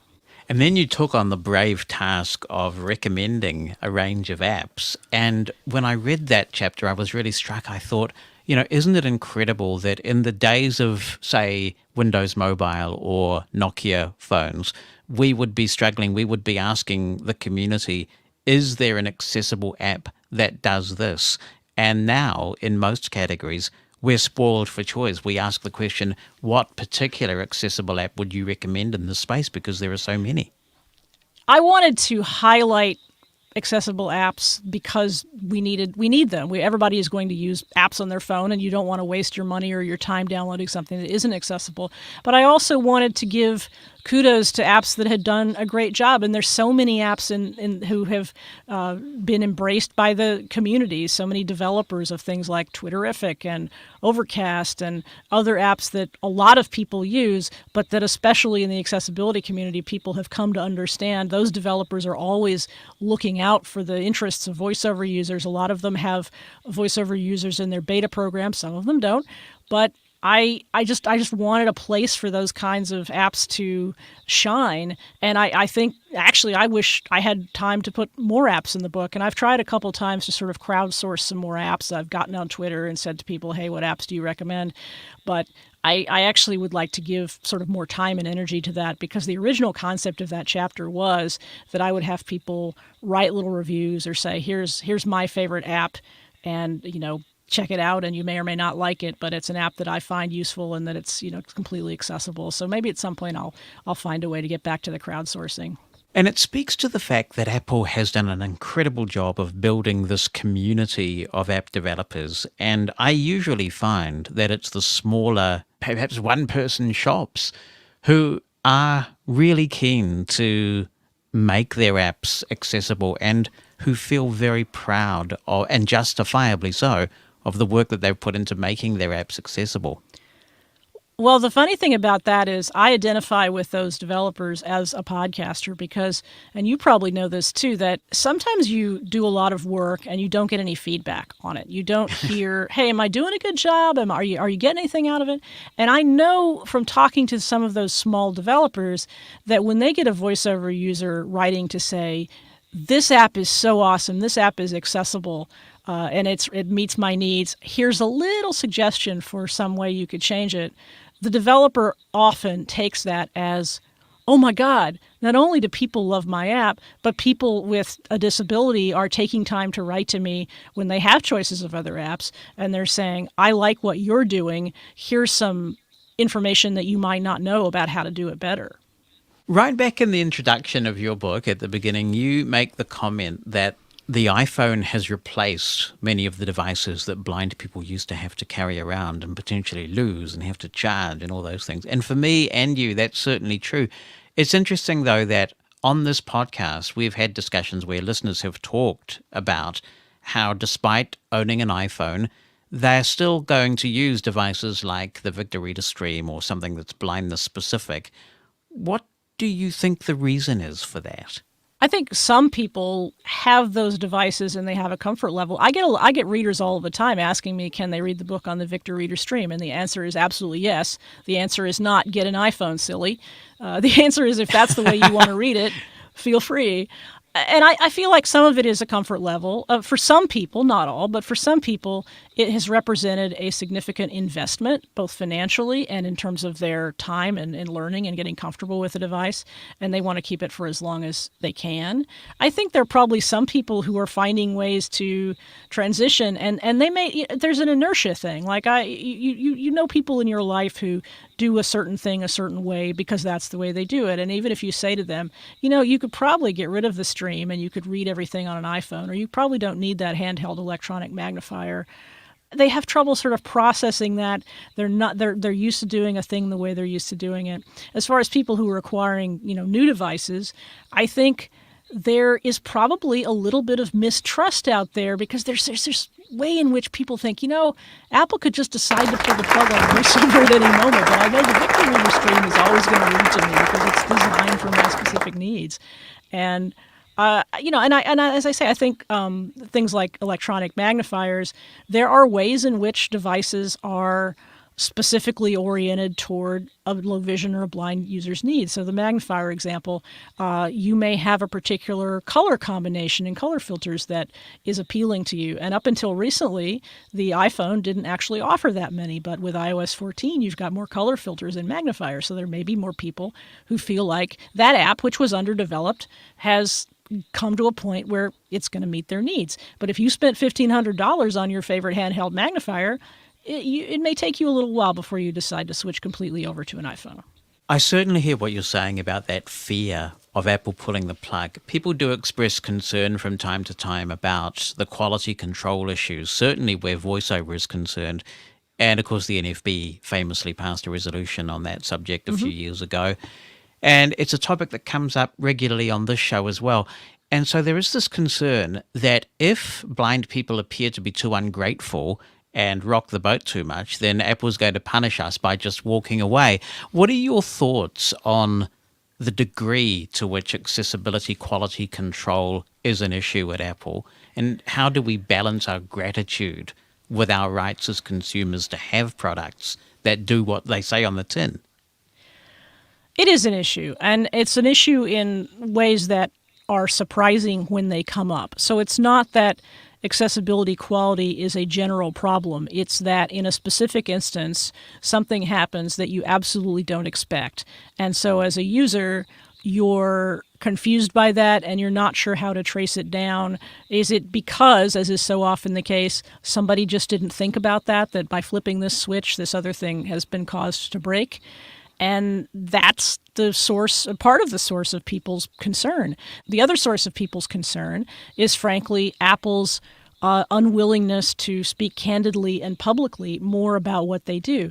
They certainly engage end users in a variety of ways in developing their products, whether it be through employing them or getting them involved in beta programs. I know that stuff goes on behind the scenes. I know they do focus groups. I know Apple engages people. But most people don't have exposure to that. Most people don't have the opportunity to directly influence the way Apple produces a product. And more to the point, they don't hear Apple talking about the product's roadmap the way some other tech companies have finally understood that they ought to do. And so I think Apple's keeping things as close to the vest as they do in general is something that follows along to accessibility, and that's unfortunate. And I suspect, and I don't know, I haven't had this conversation, but I suspect that if I were able to have a candid conversation with people on the accessibility team at Apple, they would probably agree with that, because Apple's cultural tone of silence and unwillingness to engage their customers more directly is not something that's decided by the accessibility team. Should that let them off the hook? No, absolutely not. But it's worth figuring out how to aim our fire when we are concerned about something. And as you have done quite eloquently, it's worth being very specific and very direct about a situation where a product or a feature has stopped working or has broken in such a way that it doesn't work for some percentage of the population. And if we don't do that, and if we don't sort of pick our battles and when it's appropriate, get on our high horses and yell and scream about things, they won't get fixed. And by the same token, if we complain too much, if we're, perceived to be not focusing our anger or our frustration or our positive feedback, depending on your point of view, then I think sadly we get listened to less. And yet there is this enormous backlash, isn't there? Even when people do very reasonably and methodically seek to point out these issues in an attempt to be constructive. Yes. Yeah, there is. And I think, again, that goes back to why my concern about the way the mainstream tech press has covered accessibility, because if they were less attached to their notions of the connection between accessibility and social good, it would be easier to place an item about how a certain accessibility feature has stopped working or how one feature's changes have affected accessibility in a negative way.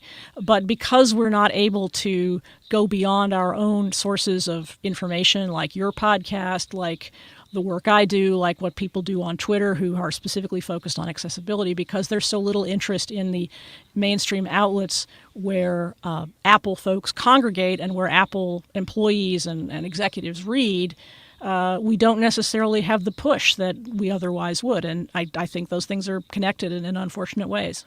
I'm curious about what consumer law is like in the United States, because certainly here in New Zealand, there's legislation called the Consumer Guarantees Act, and that says that when you buy a product, a consumer has every right to expect it to do what it says on the tin. Is there similar law in the US? Well, this is where I say I'm not a lawyer. Right. Another issue is that a lot of those kinds of laws are at the state level. Right. And there have been efforts on state and federal levels to create right to repair legislation, which is as close as we're getting to sort of tech consumer law. As far as whether you have to be absolutely truthful in your advertising as to how well a feature works, that's certainly subject to litigation.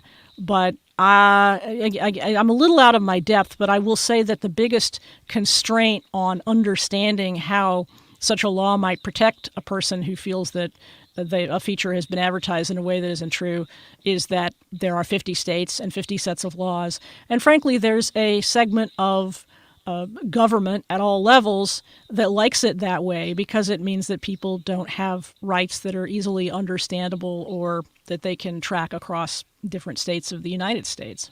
Now, that said, reading in such detail as I have been in your book about all of the accessibility features that Apple's rolled out that they've put into iOS, it really reminds you how remarkable it is. They have set a very high bar, and I think it's forced the rest of the industry to respond.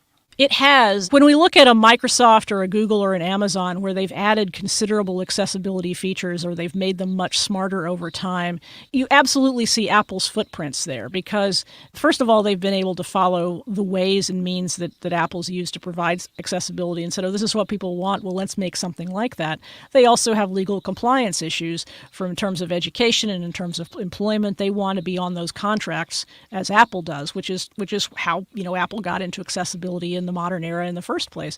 But what's really interesting to me now, and what I think is really exciting, and we've seen this with Apple, Microsoft, and Google, is that as they've actually been adding capabilities in their hardware and software, things like machine learning, they're finding new ways to add accessibility and not just, oh, let's make this mainstream feature accessible, but let's make a feature that is specifically designed for users with accessibility needs. And I don't think that would have happened a few years ago because the level of understanding that there was an accessibility community out here that was willing and able and interested to buy their products, I think it was a lot lower. And now that the baseline for all of those companies, Apple, Microsoft, and Google, in terms of providing accessible hardware and software exists, people within their company, whether it's in some sort of skunkwork project or whether it's in the machine learning lab or wherever, are thinking creatively about, hey, here are some features that we can add that are specifically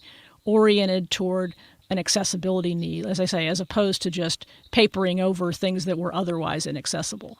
Yes, and we should celebrate that progress. I was on the fence about getting an iPhone 12, actually, and then decided to because I thought, well, maybe some third parties will do some interesting things with LiDAR. And actually, Apple beat them all to the punch with a specific accessibility feature, really as a proof of concept, I think. The people detection feature. I mean, that is amazing that happened. It is amazing that happened. And it was funny because Apple promoted the heck out of it with a lot of people in the accessibility press. But because they were Apple, they sort of had trouble even explaining how awesome a feature it was. They sort of pointed us at it and were like, look at this thing that it does. And the literal thing that people detection does, it also happens to have come out during the pandemic, so they have a little serendipity going for them. Literal thing it does is tell you whether there's a person in your environment and how far away that person is, which has an absolute usefulness to it. But all by itself, it doesn't seem like something that would motivate one to have like a big press conference. But I think what Apple was saying and what we should infer from it is that LiDAR gives them the ability to do so much for an accessibility application. You start with people detection, you start in the phone, whether you end up in a wearable device, whether you end up in a more sophisticated application on the phone, you give people with blindness the ability to know more about their surroundings than they otherwise would.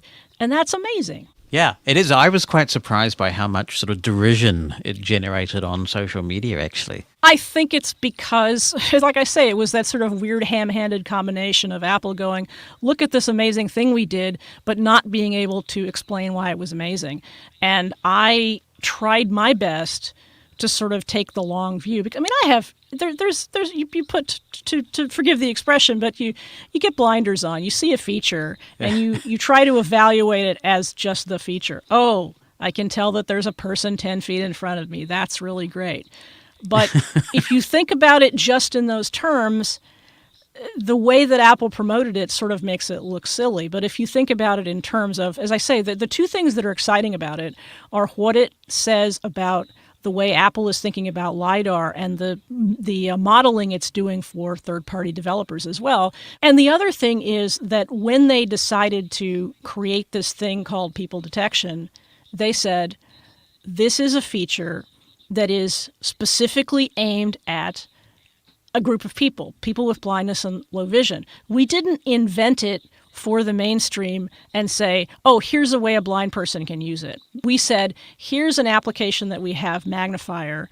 Let's put this people detection feature inside of it to give added functionality, to use a favorite tech company buzzword, to people with blindness and low vision.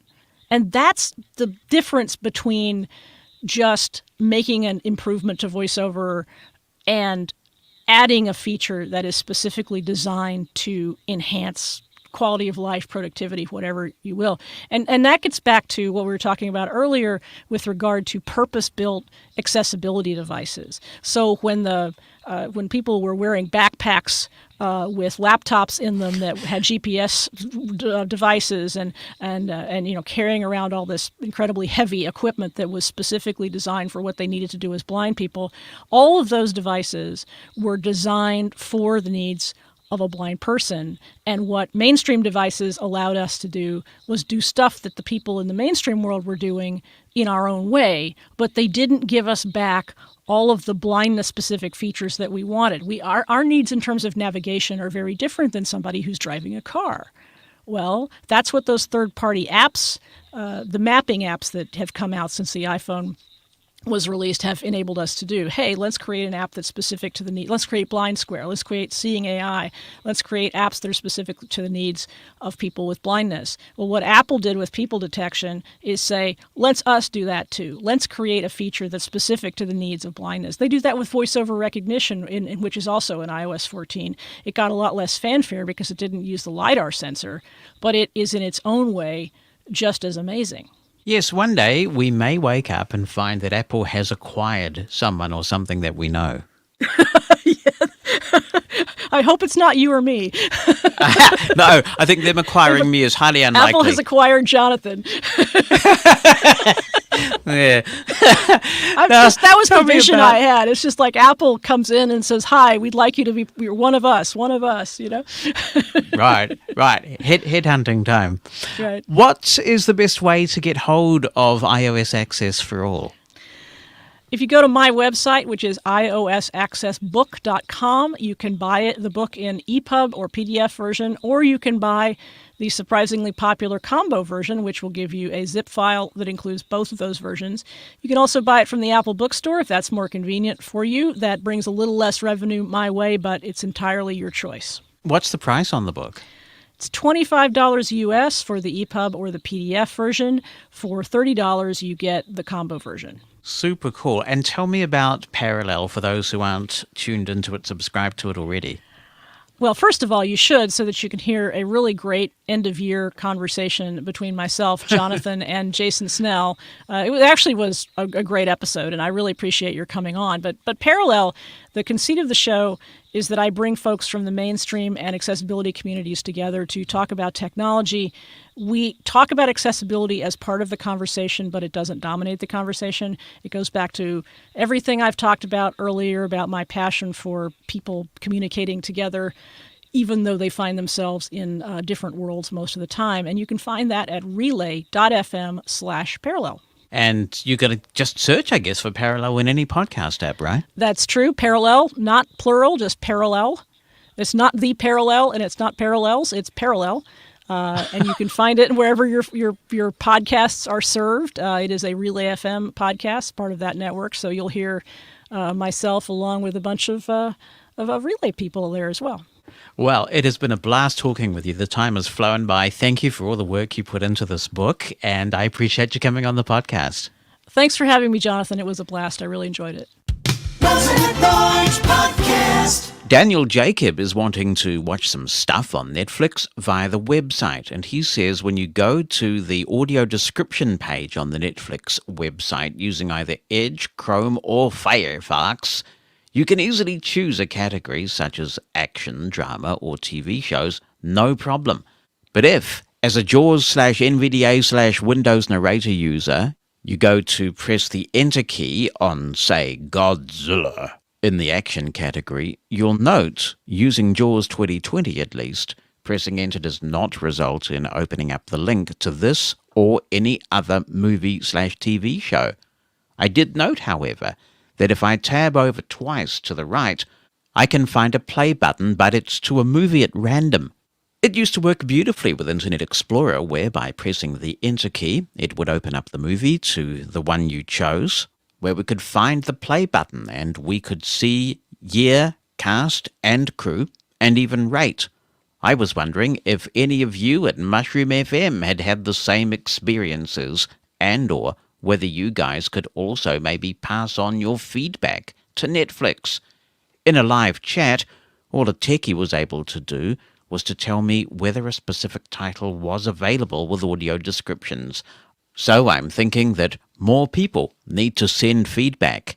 If you could either help or pass along any suggestions, any input would be greatly appreciated. Thank you. Well, thank you, Daniel. This is something I haven't come across before because the web is one place I never go to watch Netflix. I use my phone or the TV or the Fire Stick or the Apple TV, but never the web. But I did fire up the super-duper Microsoft Edge, and I went there with the currently released build. So I didn't go with a Canary build or anything like that. This is just the regular Microsoft Edge that is out there for everybody. And I logged in, and I chose TV shows. And then one of the first TV shows I saw was Bridgerton. And there are people at my work who've been raving, not just raving, but binge-watching Bridgerton, really getting into it. It sounds a bit raunchy. I'm not sure if it's a kind of show I would want to watch or not, but I thought I'd have a look at this, and I did choose the link for Bridgerton, and then a link for play came up, and it started playing Bridgerton. So I'm not seeing what you're seeing, but of course I am in New Zealand, and I am using JAWS 2021. I don't know whether that is making a difference or not. But if anyone else is experiencing this, perhaps they can let us know that and contact Netflix if they are. Off we go to Sacramento, California, where Ken has been sort of saving himself to comment on a wide range of issues from quite some time back. So let's get to it. First of all, he says, there is another way to deal with notices that are too short when plugging removable media into Windows 10 computers. You can have Windows 10 open the folder and display files on the media automatically. You can do this by using the Open to Display Files option in autoplay settings in Windows 10. I use this approach as I know that I will want to find a file and take some kind of action when I plug removable media into my computer. I skip an unnecessary step with this approach. Autonomous vehicles and technological guides. I read an article several years ago estimating that autonomous vehicles capable of cross-country point-to-point operation on the USA road network would not be practicable until the 2040s or 2050s. I unfortunately do not remember the author's name, article title, or publication. I do remember that the publication was a traditionally reliable one. The author knew that he was going counter to the common narrative at the time, so made a point of providing hit background and expertise. He had done theoretical work at the PhD level and applied work on autonomous vehicles. The author's main point was that there will need to be vast infrastructure improvements beyond faster cellular communication and better computers, which will take time to be developed and deployed. Before you dismissed the idea that autonomous vehicles will not arrive until the 2040s or 2050s, please take note that there are numerous reports suggesting 5G will not reach coverage comparable to 4G for 10 years from 2020 in the USA. There are reports suggesting that 5G coverage will not be available for 20 years. The current 4G coverage in the USA is also not up to the job of supporting autonomous vehicles at a nationwide level. The underlying infrastructure problems of autonomous vehicles also apply to technological guides, aka guide dog substitutes. Electoral College and Senate. My first point is that the United States of America's Constitution, as originally written, was fundamentally anti-democratic. The creators of the Constitution essentially replaced a hereditary aristocracy with what modern political scientists would call a plutocracy. While the Constitution was amended over the years to reduce or eliminate anti-democratic elements, two of the original counter-democratic elements remain: the Electoral College and the Senate. The New York Times daily podcast has a very good, simple history of the Electoral College that explains why it is anti-democratic. This podcast also explains why it is unlikely that the Electoral College will ever be eliminated. The daily podcast also makes a brief point about why the Senate is essentially anti-democratic. Simply compare the population of the state of California at 39,747,267 and the state of Wyoming at 572,381, according to the World Population Review website. While the USA Census Bureau has official data, they are in the form of Excel tables. I decided to use a website that anyone can use as my source. Please note that California's population is almost 70 times greater than Wyoming's. Please tell me how such a population imbalance is democratic when both have two senators with equal representation in the Senate. A couple of commenters dragged out the old canard that the Senate protects minority rights. I have two questions for those that make that claim. What and or whose rights are or were protected by the Senate, and when does protection of minority rights become tyranny of the minority? Uber and guide dogs. I find it ironic that people who used Uber when it was breaking laws and violating regulations are now demanding that people who allied themselves with an historic rule-breaking company and engage in the same law-breaking and regulation-violating behavior are now demanding rigorous enforcement. An independent observer might observe that these people are, at a minimum, self-serving and, at worst, hypocrites. Well, thank you for getting all of that off your chest, Ken, and some very interesting comments on all the topics you raised, so I appreciate that. I will just briefly comment on your Senate comments because I came across a pretty disturbing statistic after the Trump impeachment, and I think it bears out the point that you make. It turns out that the 57 senators who voted to convict Trump represent 76.7 million more Americans than the 43 senators who voted to acquit him. Isn't that interesting? There are some really fundamentally broken things about the US Constitution, but they ain't going to be fixed anytime soon, probably in our lifetimes, because debate on these things is just fundamentally dysfunctional right now. Mushroom FM. Heading into the final hour of Mosen at Large live here on the shiny, sparkly new servant home of the fun guys, Mushroom FM. Bonnie is waiting in the wings with another edition of the Bonnie Bulletin in just a moment, and we have more listener contributions on a range of topics. At 5 p.m. Eastern Time, Steve Cutway features the Supremes, among other things, in the early years. Dan Sweeney's one-hit wonders are here at 7, and the Snowman is at 8. Mushroom FM. Like the show? Then why not like it on Facebook too? Get upcoming show announcements, useful links, and a bit of conversation. Head on over now to facebook.com/Mosen at Large. That's facebook.com/MOSEN at large to stay connected between episodes. Music, personality, and fun. The home of the fun guys. Mushroom FM. Jonathan Mosen. Whoa, that's me. Mosen at Large Podcast. And of course, if you do happen to like the Mosen at Large Facebook page, you can now tune in to Mosen at Large live at this time every week, as you can on our new Mosen at Large YouTube channel. It's amazing what we can do. Isn't it? It's marvellous what you blind people can do. Aren't you blind people marvellous? If you'd like to be in touch, jonathan@mushroomfm.com is the email address. You can attach an audio clip or you can write something down. You can also tweet with the Mushroom FM hashtag. You can comment on our Facebook and YouTube streams as they go live. And the listener line is open as well, 86460-MOSEN, 864-606-6736.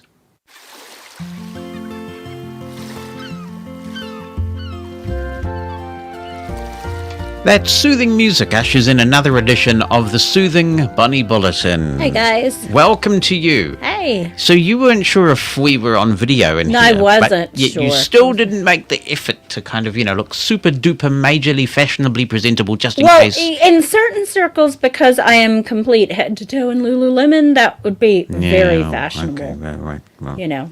Now, we may be on Especially YouTube and Newton Facebook now, and but you Beverly still need to get Hills. close to the mic. In Beverly Hills, places like that. Yeah, there we go. There you go. There we go. That's tremendous. Well, I'm glad I'm glad.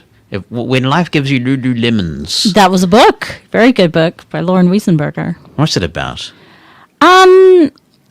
Basically, she did The Devil Wears Prada and Prada Wears Revenge, and this is the third book in kind of the series. And when life gives you lemons, that just means you make lemonade. Yeah. If life gives you Lululemon, that just makes you happy. Right. Okay, I'll take your word for it.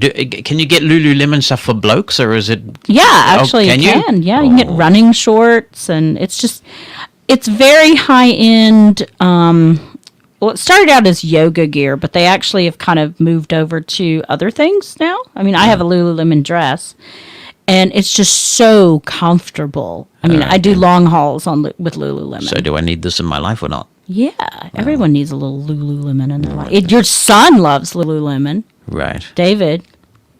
Okay. Well, yeah, that doesn't surprise me. Mm-hmm. No. And so does Joe. David went through this phase where if you took him to the zoo or something like that, he would whinge on and on about how expensive everything was. We should go home and have lunch. And we now shouldn't have lunch at the Lululemon. zoo because the zoo's too expensive to buy lunch for everybody, and on and on. But as soon as he wanted something, Now he's buying Lululemon. So yeah, one Lululemon thing is much more expensive than buying us the most expensive thing at the zoo to eat. The phases kids go through. Yeah, It's extraordinary. Did you want to make any comment on the topic of the dating, either anything you wanted to recount, or comment on any of the listener feedback that we've had on this subject so far? I've never. I guess I'm more famous for the people I didn't date than the ones I did. Because there were more people. Right, well, I haven't dated 7 or 8 billion people, whatever we're up to. No, but I mean, I'm more famous for the people I didn't go out with because they'd ask me, like, I don't know. Because I was always very nervous about dating. And I think a lot of girls sometimes are. And so I didn't date in high school because there was really nothing to date. And nothing that I wanted to date. In college, I went out. Well, undergrad, I went out a couple times, and then in grad school, went out some. But I was never one that never would do video or online dating. I never thought that was a really safe idea. I think I've read too many crime novels, and so. But I've always It does leave you vulnerable, though. it does leave you very vulnerable, especially in the era before cell phones. Because now you have a cell phone, you can sometimes get, hopefully get out of a situation. Yeah. But a lot of my date, I guess, whatever you want to call it, was in groups. So there were several of us, so it was equally matched with, girls and guys. Yeah, you can get these. Did they have a thing in the States called Table for Six? It probably came from the States, and you sort of just get with these random groups, and there were like 6 people, 3 women and 3 men, and they'd just be randomly matched, or maybe there was some sort of profile matching. Speed dating kind of. No, that wasn't really us. It was just a group, and we all kind of knew each other or knew of the people who were in our circle, I guess you might say, because when I was living in Kentucky, I hung around the racetrack a lot. So pretty much my social set were racetrackers, but someone would come in. They weren't there all the time, so they would come in to ride the Keeneland meet or the Churchill Downs meet or just be in there with a trainer. So then they would join the circle, so the circle was always changing. And then when I went to Arkansas, then some of that circle was actually down there. Some of them I weren't speaking to at that moment. But anyway, I was more, I guess for me, I was more concentrated on school and things like that than actually, because it was part of me that always felt, I was a bit apprehensive about dating a blind person, because I think there's always some of that's all you can get thought, even though that's not true. I mean, that's not true, but there was always somehow in the, he's got a sighted chick, he's got a sighted chick. It's funny how people associate sightedness with superiority, isn't it? And I've always dated sighted guys. So, but sometimes I would see couples, and the guy particularly was very, maybe controlling's not the word I want, because they weren't like a domestic, abuser or anything like that. But it was just and it could have been her not feeling confident in herself, but she was sort of beholden to him. I have seen blind-sighted dynamics like this, actually, with blind women and sort of overly caring paternal sighted men. I've seen this. I've seen that go down. Yeah. Yeah. Yeah, and you live out, you can't go anywhere because you're car dependent. There's no public transport out in the wherever suburb, and not that there was any, and I want to stress that, not that they were in any danger or it was an abusive relationship, but it was not something I could handle, because it's almost like, well, she's at home. I know she's at home. I can, do whatever I want. And in a couple of cases, I know that's what was going on. But yeah, I was always very picky, very, very picky. Well, I'm honored. About who I dated. And friends would, you need to go out with. I'm like, I don't know that I want to. Usually when you set people up, sometimes it ends in a disaster. And that's why I made the comment earlier that, people don't have to be with somebody to be complete, do they? They can be quite happy. That's interesting. And I saw something recently about that. It was this whole thing about how you're judged. You're more attractive if you're a couple.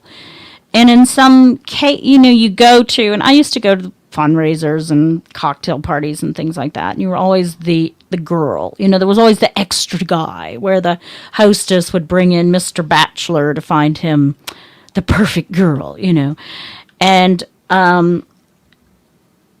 you don't, and for some reason it's more acceptable for a man to be on his own. Well, he's just a confirmed bachelor, he hasn't found Miss Sweet 16. But a woman, they call her a spinster, or it's such a terrible word, isn't it? Terrible. And there's no male equivalent, is there? What's the male equivalent of a spinster? I guess a bachelor, but... Yeah, but bachelor doesn't have that same sort of connotation. Yeah. When you think of spinster, you think of some old person with their knitting. Yeah. Or, school teacher. Well, I love a story that I love to tell about my mother's aunt, my grandfather's sister. So that would be my great aunt. When my grandfather passed away, and I was about... 17 when that happened, and his sister was very elderly in her 90s, and they went up to tell her that her brother had passed. And I had met her years ago, and she said, well, Billy's daughter, she must be about 16 now. I wonder if she's married. Because in her mind, if you weren't married at 16, there was no hope for you. Well, expectations are changing, aren't they? Because people are marrying later. Except my children. It seems. Yeah. Well, there seems to be it swung to the left, because I heard about someone whose son's engaged yesterday and he's only 23. So Yeah. But it is hard, because your friend sets are, when you're in college, you make friends. When you get married and have children, you have that whole school and sports and mom group thing. And then when you're older and you're in the retirement home or playing golf, you have that group. But if you're single, it is really hard to fit in. And I don't think that society does enough for women, particularly, that either choose not to get married or they haven't found the right person. So, yeah, it's a tough one. And I know there's a lot going on with dating and just consent. And I don't think this is a topic for a whole other day. I don't think we do enough in the blindness community, and probably disability in general, to talk about those kinds of things. I was... Gosh, I've just lost my train of thought there. There was something that I was going to say relating to something you just said. So I'm just trying to wind it back in my head. That's live radio for you. Live radio. Oh, never mind. It'll come back to me.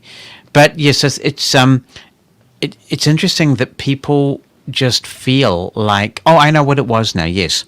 So I have been using an app for a wee while now called 10%, and 10% Happier, it's called. Yeah. And they had a series of modules and podcasts and things, a whole theme at the beginning of the year on this self-love thing. Yeah. And when people talk about it, it sounds so kind of touchy-feely and a bit obnoxious and everything like that. But the thing is, if you're not happy with who you are, you're probably not really ready to be of value to somebody else, because you come to a relationship broken and insecure. Oh, absolutely. That's why I'm so glad I waited, because there were guys that would have happily married me in my 20s, but I'm glad I didn't, because it would have been a disaster, and I know that. I knew that then, and looking back now, I know it wouldn't have worked. It just would not have worked. But that said, it still gave you time to develop really bad toothpaste. Tube. Well, I've had that since I was emasculation. 6, so But and then it's always fun to look where your old boyfriends are.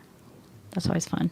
Your old girlfriends. Facebook's terrible. You can stalk people. You can look people up, and you sort of what happened to that? I think I was commenting on this on the show a few weeks ago. You think, what happened to that Nit who used to be a school bully in 1976 or whatever? And you look them up and find out what. And now it's like a human rights attorney or something. Yeah. That's great. What's become of them? And you find out that they really turned out okay. Or not. Or not. What happened to the valedictorian? I'm not surprised that this person's done time in the penitentiary. Or whatever happened to the honor students. That's always the thing, The valedictorian is doing time or...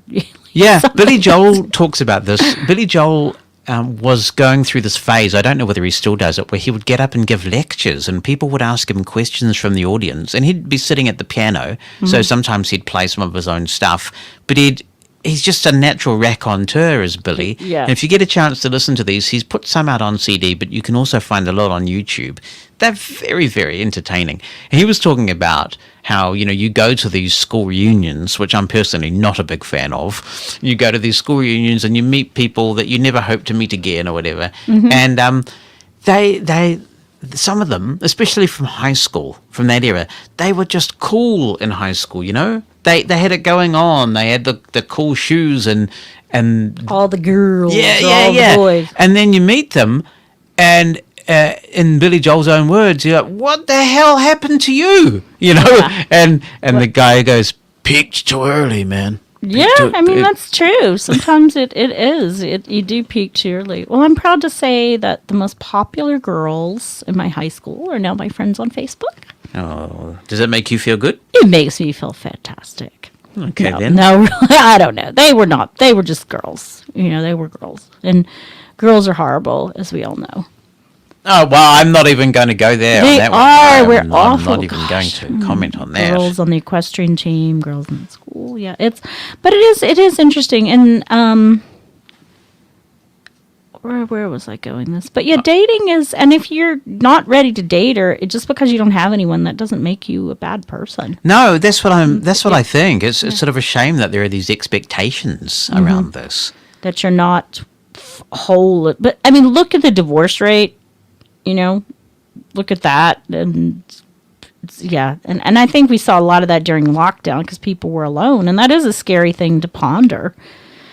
Yeah, it really is the test, isn't it? Because sometimes people just think, oh my goodness, if I have to spend another minute locked down in this house with you, I'm going to go crazy. It's terrible. It's like Dolly Parton thing, by the end of lockdown, you're going to be begging Jolene to take your man. Yeah.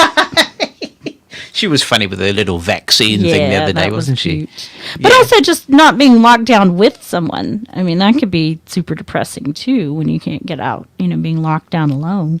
Well, yeah. So, but, I think a lot of people who have been through those huge upheavals in their lives get to a point where they say, actually, I'm now at the point where I realize I don't actually need anybody else to make me complete. And when you get to that point, you're a much better person to be with. Because you're self-contained and you're not kind of clingy or dependent. And then there's some people that have to have someone. The minute that, X, Y, or Z dumps them or they dump them, they're 5 minutes later, I got to find someone new. I'm like, well, that relationship must not have been very strong because even in the worst relationships, you have to have time to grieve. Yeah, it is a good idea. Yeah. I can tell you that. It is a good idea. Anything else you want to comment on this auspicious occasion when you are live? Is this the first time you've been live on YouTube and Facebook? No. What? Why not? Because it's not. Okay. I'm shattered. Well, despite that, do you have anything else to comment on this particular? I don't think so. Yeah, well, that was very insightful. I never used an abacus. I mean, you didn't? No. What did you use for math stuff? Or math, as they call it in the States. The calculator, sometimes. My head. Like the sharp one? Yeah. Yeah. Or sometimes you just had to do it out in Braille, which could take a long time because you had to show your work. I wonder why they didn't give you an abacus. I don't know. They didn't. We had one, but we didn't really learn how to use it. They didn't use it in the mainstream school. You know what I never got to use, and people find this extraordinary when I tell them this? I never learnt to use what Americans call the slate and stylus and what we call the pocket frame. Oh, you call it a pocket frame here. Yeah. Oh, yeah, we use that. We did. I learned that, and I had this cute little book. I would give anything to find one again because I loved it. It was one of my teachers gave it to me.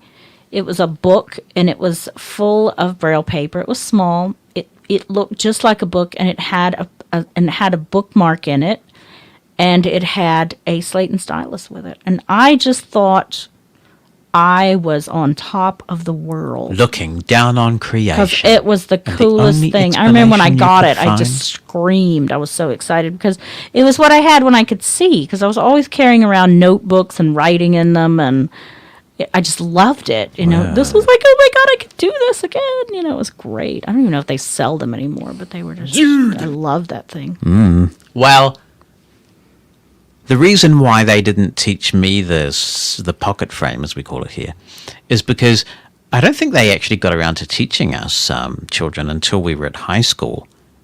And I think that was quite late. A lot of people in other countries learned it at primary school, didn't they? A lot of the Perkins kids did, I think. Yeah, we had the Perkins Braillers pretty early. But anyway, by the time I was in high school, I was known as the local techie. Yeah. So in the periods where they might pull blind kids to teach them the pocket frame, they were pulling me out to say, Jonathan, can you please fix the computer because it doesn't work and we can't, the rest of the kids can't use it and only you seem to know how to fix it.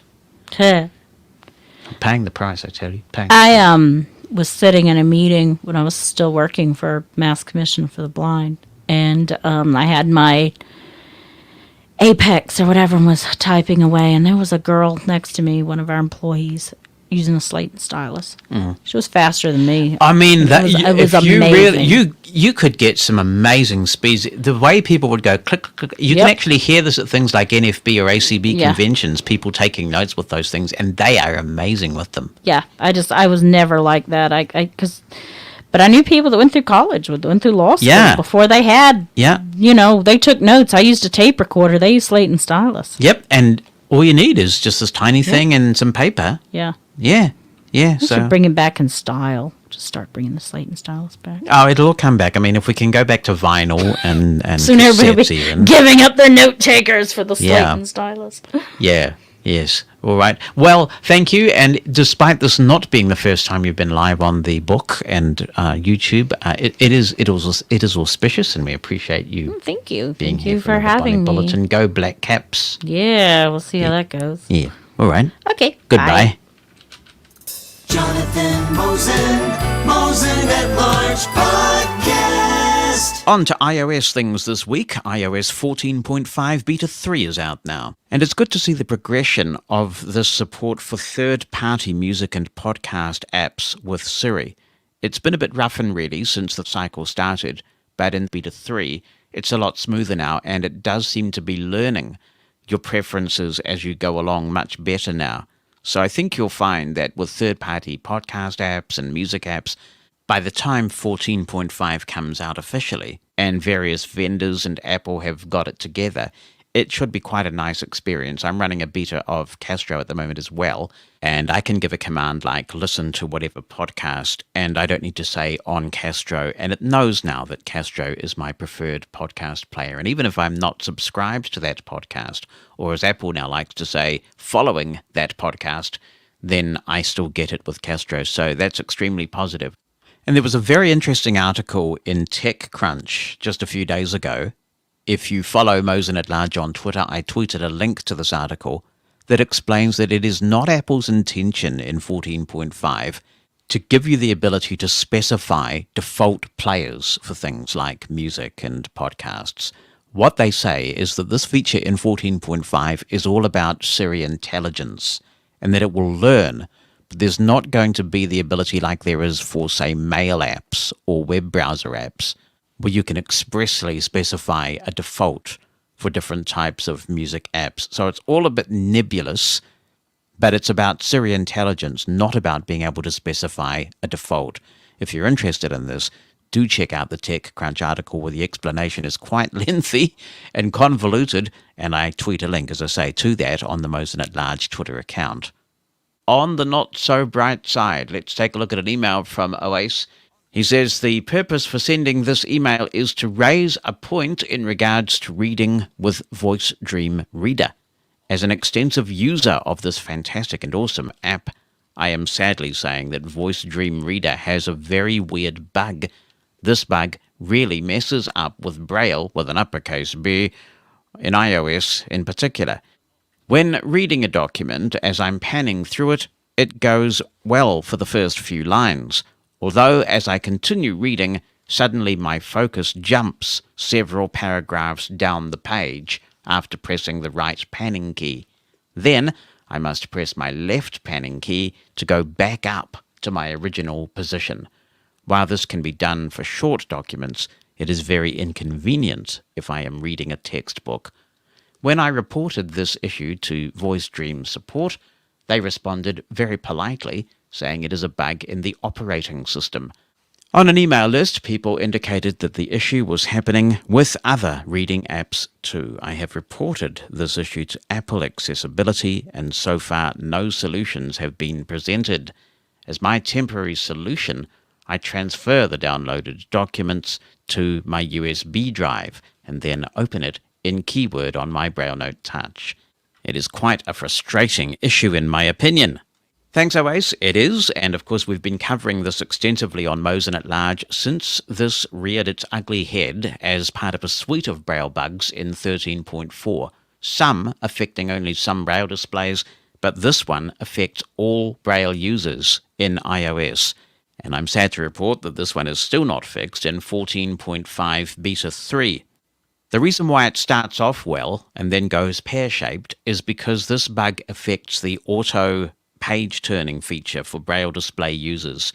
What's happening is that when the page is turned, you're getting to, I think, the bottom of the page. So you could try turning the feature off and then manually turning the page, but I don't know whether that actually addresses the focus issue or not. It is a really unfortunate bug. You know, Apple is touting iPads and other devices as a great tool in education, and here is an example. You as a student are being quite clearly, demonstrably inconvenienced by this issue. And the fact that we've now got 3 betas in to the 14.5 beta cycle makes me really nervous that we are not going to get this one fixed before the 14.5 release. I really hope I'm wrong. For Braille users who rely on their Braille display to do reading, sometimes for their work, sometimes for their study, this is a really serious issue. I used to present from my Braille display connected to an iPhone when I give speeches online or in public, and I can't do that anymore. You know, this is not just an idle whining. This is a really serious inconvenience for many of us who want to be able to rely on these devices to do what we have paid for them to do. And here we are into beta 3, and there is still no fix. Nice to know that they have fixed well and truly the issue with head devices and other devices that were affected by the wake-up problem. So that is really good, and it could be an incentive for many people who are stuck with 14.4 and the problems with waking up the Braille display to switch to the public beta track, at least for now. Now, we talked last week about the lack of the back button on Facebook. I don't use Facebook enough to know whether there's been an update that has fixed this. I did see, I think, an update come out for Facebook the other day, but in case it isn't fixed, a number of people tweeted in, wrote in on this subject. Pam Quinn puts it succinctly when she says, at the moment when the back button on Facebook is gone, what you do after making a comment or whatever is double tap on News Feed. This takes you back to where you were before. Now, another user on Twitter, when this came up, said that you can just perform the 2-finger scrub gesture. And if that's the case, I probably wouldn't have even noticed that the back button was gone, because I always use the 2-finger scrub gesture where it's available. It's better than going for the back button. So that may work for some people as well. Very, very good morning, evening, whatever time you guys are listening to. Greetings to Mosen at large, Gerardo here from Mexico, coming to you guys about a phenomenon that has been bugging me for some time. You guys know that, for example, when you're listening to or watching something on the phone with apps like Netflix, Spotify, the Apple Podcast app, and others, when you get a phone notification, even though you have the voiceover speech off, when the notification sound comes in, you have a 2 or 3 millisecond audio fade out to make room for the notification sound, right? There are apps though, for example, Overcast. I don't know if Castro does, or maybe Jonathan could enlighten us on that, but you only hear the notification sound in the background, but you don't have that annoying 2 or 3 milliseconds audio fade out while the notification is going on. Yes, you could work around by connecting to a Bluetooth device that supports the iOS 13 protocol, where the phone notification sounds remain on the phone, for example, an Amazon Echo Dot, Echo Show, or a Bluetooth headset. But what happens for those times when you don't have access to those Bluetooth devices? What would we need if I'm thinking that it's the app fault for this to happen? What would we need to tell the app developers to fix within Netflix, Spotify, Amazon Prime Video? I think that's where it happens, to avoid the millisecond audio fade while the notification sound is playing. Yes, I have checked and double checked, and the audio ducking option is off when this happens. So if you guys could enlighten me, and if you guys have noticed this thing as well. Isn't it interesting how something that one person just perceives as a characteristic is something that annoys the soup? Oh, I'm sorry for the strong language. Very sorry for the very strong language. It annoys the soup out of people. I can tell it annoys the soup out of you. It's just a function of the operating system. So there's nothing that individual app developers can do about this. And personally, I do see the logic. Because a lot of audio is normalized to quite a high level these days. At Spotify, for example, their preferred level is negative 14 LUFS, so that's nice and high up there. And if you are listening to audio that is normalized that loud and there's a notification that comes through, you may want to hear that notification. Presumably you have that notification on for a reason. So Apple ducks the audio whenever a system notification comes in, lets you hear the sound that the notification plays, and then turns it back up. So the audio ducking feature is completely separate from this, and obviously when you've got voiceover off, that's not going to have any impact at all. There is no way that you can stop this little bit of ducking that occurs in the operating system when a notification comes through. And the way around it would be to turn Do Not Disturb on and make sure your Do Not Disturb settings are set up so that even when you have the screen unlocked, you don't get the notifications, and that will spare you of the issue if it really bothers you that much. Mosen at Large Podcast. In India, Adi has several random thoughts and questions. Hi, Jonathan, just writing down some random thoughts and questions. He told you. 1. Excuse my ignorance, but what is the difference between an audio interface and a mixer? Does accessibility also come into play before getting any of these? An audio interface and a mixer can be quite similar these days, and some mixers have actually become audio interfaces. But traditionally, an audio interface is a device that connects between your computer and any source that you want to play from or record from. For example, I have a Focusrite 8i6 audio interface at the moment, and I can plug microphones into the inputs. They have a headphone jack. Some of them have many headphone jacks, and they also have outputs, so you can plug speakers and other things that you want to essentially hear or record what's going into the audio interface. So some audio interfaces also now have basic and sometimes complex mixer functions. So the line is actually getting blurred between what a mixer is and an audio interface is. The audio interface, of course, then plugs into a USB port or some other port on a computer, or increasingly a smartphone, and software on that computer then decides how things are going to be routed. For example, I use Reaper to produce the Mosen at Large podcast. Love Reaper. And I can route different inputs to different tracks. So if Bonnie's in here, for example, or sometimes when we do iPhone things, if Heidi's in here, we have 2 microphones that we're using, both Heil PR40s. I can be on one track with my mic. Heidi or Bonnie or whoever the guest is can be on another track with their mic. I'm then able to EQ them separately, balance separately, make them all sound good. All that intelligence is coming from the software that your audio interface is connected to. Unless you're doing a lot of live work or you have some really specific requirements, I would say that these days, most people can produce really good quality podcasts and other pre-recorded audio material with just the audio interface that meets their needs. I'd say a mixer is superfluous. For me, the work that I do goes beyond this podcast. I'm still doing some live radio work from time to time on Mushroom FM, and that's where my analog mixer comes in, the Allen & Heath Z22FX. On a mixer, you will find a series of inputs that you can plug things into, and each input will have a knob or a slider control, and you can mix them together. You can turn them up and down, so that's why it's called a mixer, because with all of these sources that you have connected to the mixer, fade them up, fade them down, adjust the balance of each channel, and you can imagine, for example, that if you are producing a live rock concert, for example, and you have a 4-piece band with instruments and vocals, and perhaps some of them play different instruments at different times, you'd probably have quite a big mixer where everything's labeled clearly about what's on what channel, and as you listen to the concert, you'd be able to adjust the balance to make sure that not one instrument is too loud, the drums aren't drowning everything out, that kind of thing. So that's what a mixer does. Station Playlist Studio, the software I use to broadcast with, and that most of us on Mushroom FM use to broadcast with, can actually route different players to different channels or different outputs.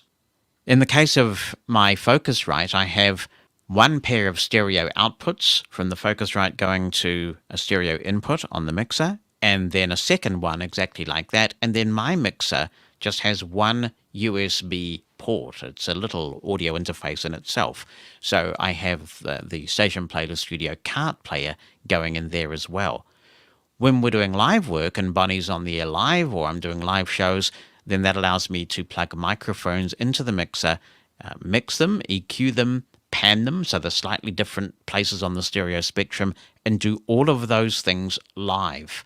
If you were listening to the Mosen Explosion New Year's party that we had to mark the end of the decade and the beginning of this new one at the end of 2020 going into 2021, you will have heard some really complex mixing going on, because as well as all the music that we were playing, everybody in the studio had their own mic, and that mic was connected to a separate channel in the mixer. It was panned ever so slightly differently in the stereo spectrum, so when you had headphones on, it sounded like you really were in the room and you could tell where everybody was sitting, and I could adjust the volume of each of the participants, so it was really cool fun.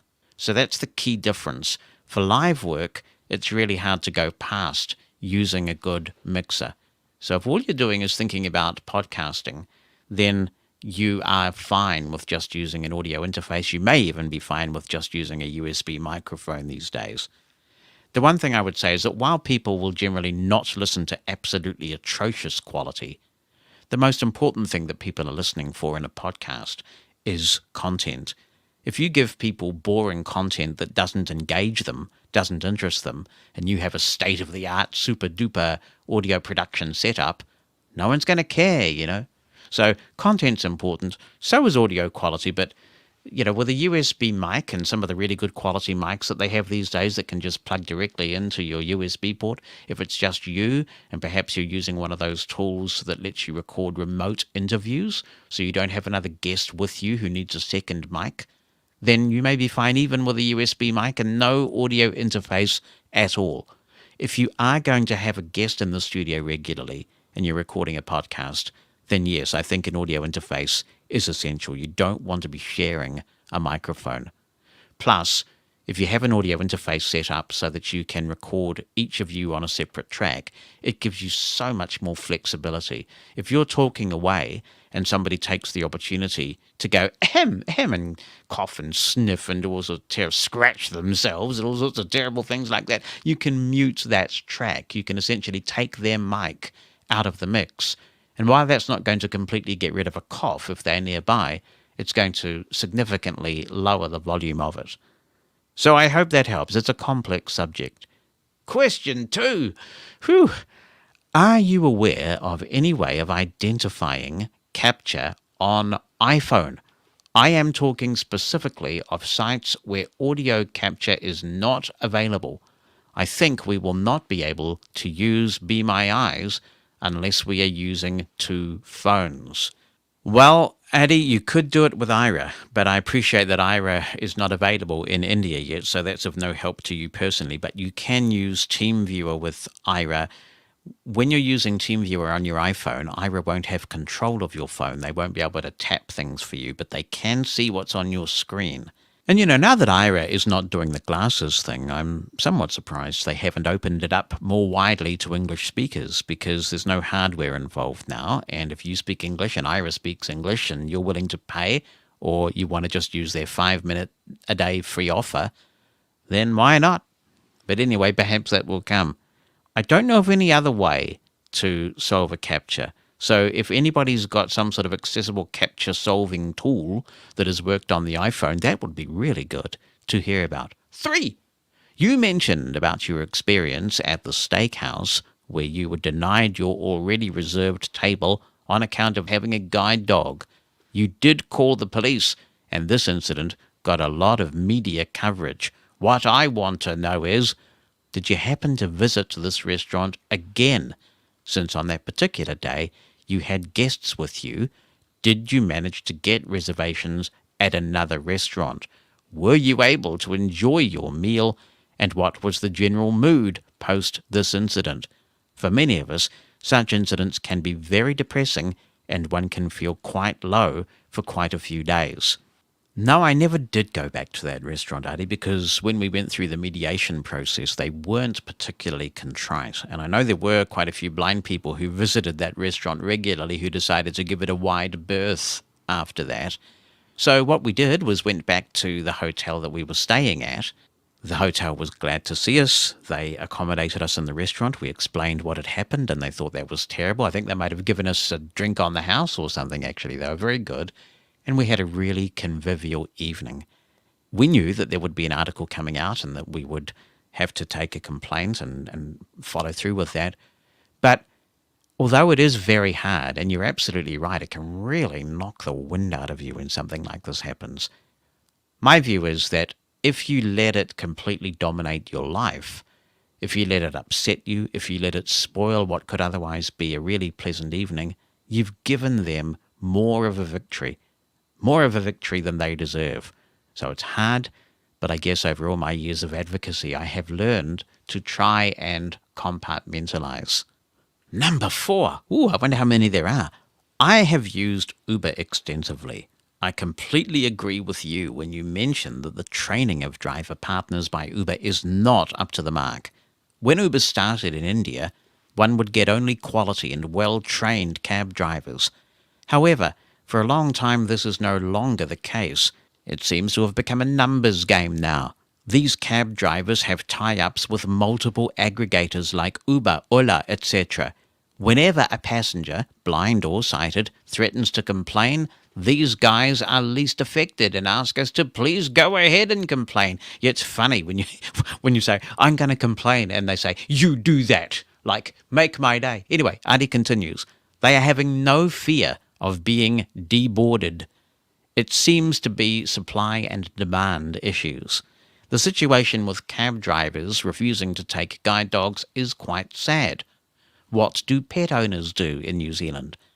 Does it mean that a pet owner needs to have his or her own private transport? In India, we do not have guide dogs, but the situation with respect to pets having access to public transport is almost non-existent. Even most restaurants are not pet-friendly. I was recently invited to dinner at a friend's place. He has a Great Dane, which is 2 years old now and quite big. He was finding it difficult to get his pet in his old car, so upgraded to a larger vehicle, which will be more comfortable for his pet. Not all pet owners may be able to afford such upgrades. Recently, a blind friend and his spouse got a Labrador as a pet. They were to travel to another city and take their pet along. Almost all of the travel companies, which provide long-distance cabs, refused to carry the pet. Somehow they managed to convince one and were able to make the trip along with their pet. Now my friend has started saving to purchase his own car, and his wife, being sighted, will be driving the vehicle. So for a blind couple, it is almost impossible even to have a pet here. Well, Adi, regarding Uber, here in New Zealand, and as you will have heard with Graham Innes when we talked to him, in Australia too, they do take it seriously. If you complain, they do go through a process. People do get deplatformed pending retraining, and if there's a second offence, they are permanently gone. But I certainly have encountered the drivers like you are talking about, where they've got all the apps on their phone. So here, the major ride-sharing services are Uber, Ola, and a thing called Zoomy, which is New Zealand-owned, and they've got them all there, and they just take the notification. They prioritise, by the way. So I think Zoomy gives them the best returns. I think Ola is next, and Uber is last in terms of the revenue that the drivers make, but they feel like they have to be on Uber because it's the most popular. So I've seen that, yeah. Regarding pets, they really complicate the narrative for service animal users. A certified service animal in New Zealand is really well trained, and a certified service animal in New Zealand, unlike, say, the United States, where they've resisted this, is defined by law. So only certain entities in New Zealand can certify an animal as a service animal, and the number of those entities is actually quite limited. And you have a medallion on your dog's collar or whatever to verify that you are with a legitimate service animal certified by an entity in the legislation. And there's a responsibility that comes with that. The responsibility is that the dog is well behaved, the dog's well trained, it doesn't smell disgusting, it's not shedding everywhere, you're grooming it regularly. You know, with rights do come responsibilities.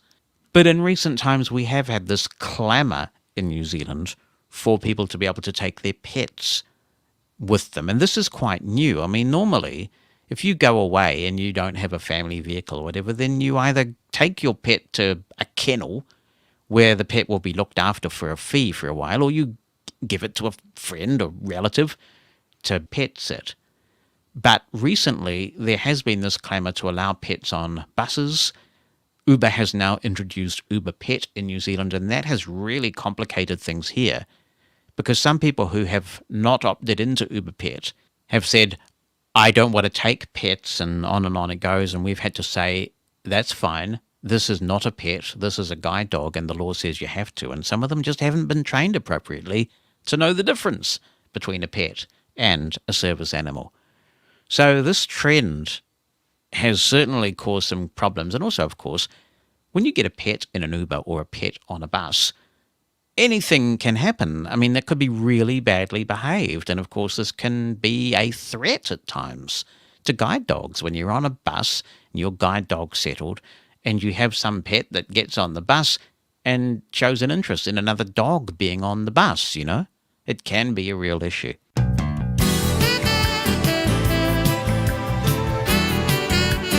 Mosen at Large Podcast. In Arlington, in the great Commonwealth of Virginia, Andy Squires sat at a keyboard and he wrote this. Hi, Jonathan. Listened to the podcast the other day as you were describing the hearing aids you use. I have bilateral hearing loss as well. What? And have recently been trying out the new Widex Moment aids.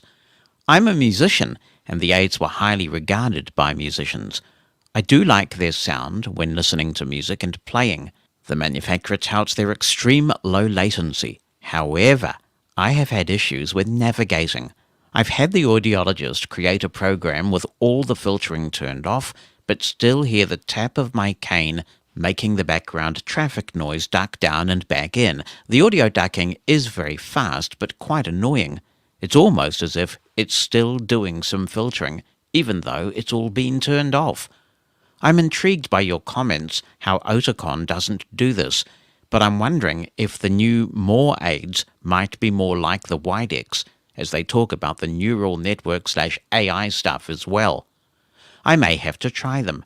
Have you had any experience with Widex, says Andy. Yes, I have, Andy. Way back, I used Widex aids for quite some time. In fact, the Widex Senso aids were, I think, one of the first digital aids, and I believe I got those in about 1996 and really enjoyed them. As someone who does a lot of work with audio, and you may well notice this too, all the hearing aid manufacturers definitely have a sound about them, a way of processing audio. So I think if you put a series of Widex aids in my ears and didn't tell me they were Widex, I'd be able to tell you they were Widex. Phonak has a sound, a sort of a way of processing, and Oticon, well, I'm not sure if I could tell if you put Oticon in my ears. It is quite natural to my ears. The last Widex aids I tried was the Widex Evoke aids in 2019. That was the hearing aid evaluation process that resulted in me getting the Oticon Open S. I like Widex stuff, so I was interested in all the work. You know, when you read these brochures about what these hearing aids are doing, it all just sounds so epic and perfect, and the reality can be somewhat different. But what I was interested in was the way that they were using this crowdsourcing concept so that if you went to, say, a restaurant that had high ceilings, noise bouncing around everywhere, and somebody with Widex aids had been there before you, they can sort of customize the aids and then save the profile, and it knows the location and helps you to get the best hearing. That sounds cool. The trouble was, the app for iOS was an absolute accessibility debacle. And I spent a lot of time actually making videos using the screen recording feature in iOS, describing what I was doing as a voiceover user, what I expected to be able to find, and what I was getting instead. And I sent them off to the Widex rep, who was excellent here in New Zealand. But I never did hear from Widex itself, the people who make the difference, the coders, the engineers. It is so hard for us to get to that level of these audiology companies, and it is really unfortunate because I think that we would all benefit so much from one of these audiology companies who would take the time to engage with us. And I nearly got there with Oticon. They were really pleased with my testimonials that were passed on through the Oticon rep and everything. And they said, would you do some testimonial type videos for us, marketing? And so I saw an opportunity there, and I said, I'd be happy to do that, but on one condition, and that condition is that I be able to sit down and have a discussion with the engineers from Oticon, the people who really do make this stuff, and talk about some of the challenges that blind hearing aid users face. And they said, sure, we'll do that. So let's do the videos. And I said, no. First we have the discussion and I get the access that I'm asking for. Then we do the videos because I get what I want first. Then I'll give you what you want. And they said, okay, it's summertime. I think it was about August or September when all this came up. And they said, we'll get people to get in touch with you when the European summer is over and everybody's back. And of course, nobody did. The other thing about the Widex aids, by the way, that I tried was that there was no direct audio input cable. So you had to use some sort of wireless solution. The first gadget that they sent me to try and get this need met of being able to plug directly into my mixer and use my hearing aids, and also, for that matter, the headphone jack of any laptop computer that I'm using and any number of other things, was mono. And it was this thing that you hung around your neck. So even if it were stereo, the idea that you had to have this thing around your neck and then a cable to the headphone jack, I thought this is not progress. And certainly I couldn't live with it being in mono. Not just for listening to music, but, mixing sometimes. If you listen to things like the Bonnie Bulletin on this show, you'll know that I mix that. And I often do mix interviews where we have a panel discussion. So no, thank you. I don't want mono. And do you know, it is amazing how many audiologists do not understand the difference between stereo and mono. It blows my tiny little brain. Sometimes you point these things out to an audiologist and they say, but it's coming through both your aids. So I have to sit down and explain really patiently that actually stereo is two separate sources, one for each aid in this case. Extraordinary. So then they came back and they gave me this other gadget, and I think that may have been okay. I think the latency was all right. The trouble was, though, that it was this thing that had to plug into a wall outlet, and then you'd plug it into the 3.5 jack. So we've gone from a convenient cable. These days I take that cable and I tuck it into my Mantis case when I go out. And it's just always there. And when I need it, I take it out. I can plug it into an ATM. I can plug it into any headphone jack. It is incredible. I would not have hearing aids without a direct audio input cable option. And I'd gone from that to the idea that I'd have to plug this thing into a wall outlet all the time, every time I wanted to connect to my mixer or my laptop or anything else. No. The app accessibility was a real issue. I mean, they had quite a nice TV Connect type product that I was connecting to my Sonos. And I have to say, the quality of the music that I was getting from those Widex aids when I was listening through that TV adapter thing was the best music sound I have ever heard from a pair of hearing aids. I mean, it was stunningly good, almost as good as wearing a good pair of headphones. But the accessibility was just really, really bad. I couldn't get things done that I needed to get done. So the combination of no direct audio input and that inaccessible app meant that I had to rule them out. You can read more on my findings in the article that I wrote at the time, which is called Now Hear This 2019, because every time that I've gone through a process of hearing aid evaluations, I've written a blog post called Now Hear This. Well, at least in recent memory anyway. So you can go to mosen.org/Now Hear This 2019. That is all one word. Mosen.org/Now Hear This 2019. So I can't comment specifically on the compression issues you face, other than to say that audiologists have told me on several occasions we cannot give you absolute linear sound because they all have some sort of fail-safe. which is designed to protect your hearing from further damage. So if your audiologist knows their stuff and has turned off all they can, you may be stuck with what you have. So if you do try the Oticon aids, either the Open S or the new More, do let us know whether the experience is any better for you. I'd be very interested in that.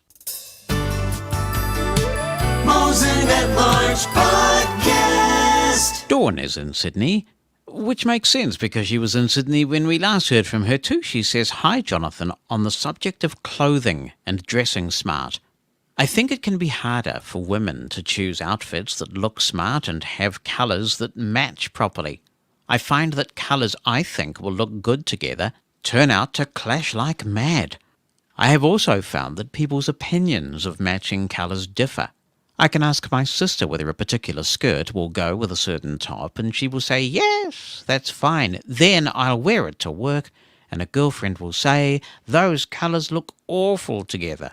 So there you are, faced with dilemma. Who do I believe? It's the perennial question I have to ask myself every day. Yes, that's right, taste is in the eye of the beholder, isn't it? And I find this with my sighted children. One of my kids will say, you can't show that photo of you on the internet or whatever because you look weird or something. And the other kids will say, no, he doesn't. He looks fine. And, on and on it goes. So it can be very hard when you can't verify these things for yourself. But if it's any consolation, it's not what's on the outside that counts. It's the beauty within, isn't it, Dawn? Absolutely right, Jonathan. Well, I'm glad we have consensus on this. And we are just about at the end of the show, but I do have time to remind you that if you would like to learn about podcasting as a blind person, or if you are a super duper podcaster who is blind, and you would like to share your wisdom, then please do feel free to seek out the Blind Podmaker Club on Clubhouse. So just search, you go into the Explore tab and you can search and then choose whether you're searching for people or clubs. And you want to search for clubs and search for the Blind Pod Maker and join that, become a member. I'll approve your membership and we'll have a wee get together, of course, with the Blind Podcasters Roundtable and other rooms as well. A great way for us to share information. But right now, that's where we wrap it up for this edition of Mosen at Large. Thank you so much for being with me today. We've had a busy old time. Stand by if you're listening to Mushroom FM live. Steve Cartway is in with the early years, and I'll be back with the Mosen Explosion throughout the week. See you then. Mosen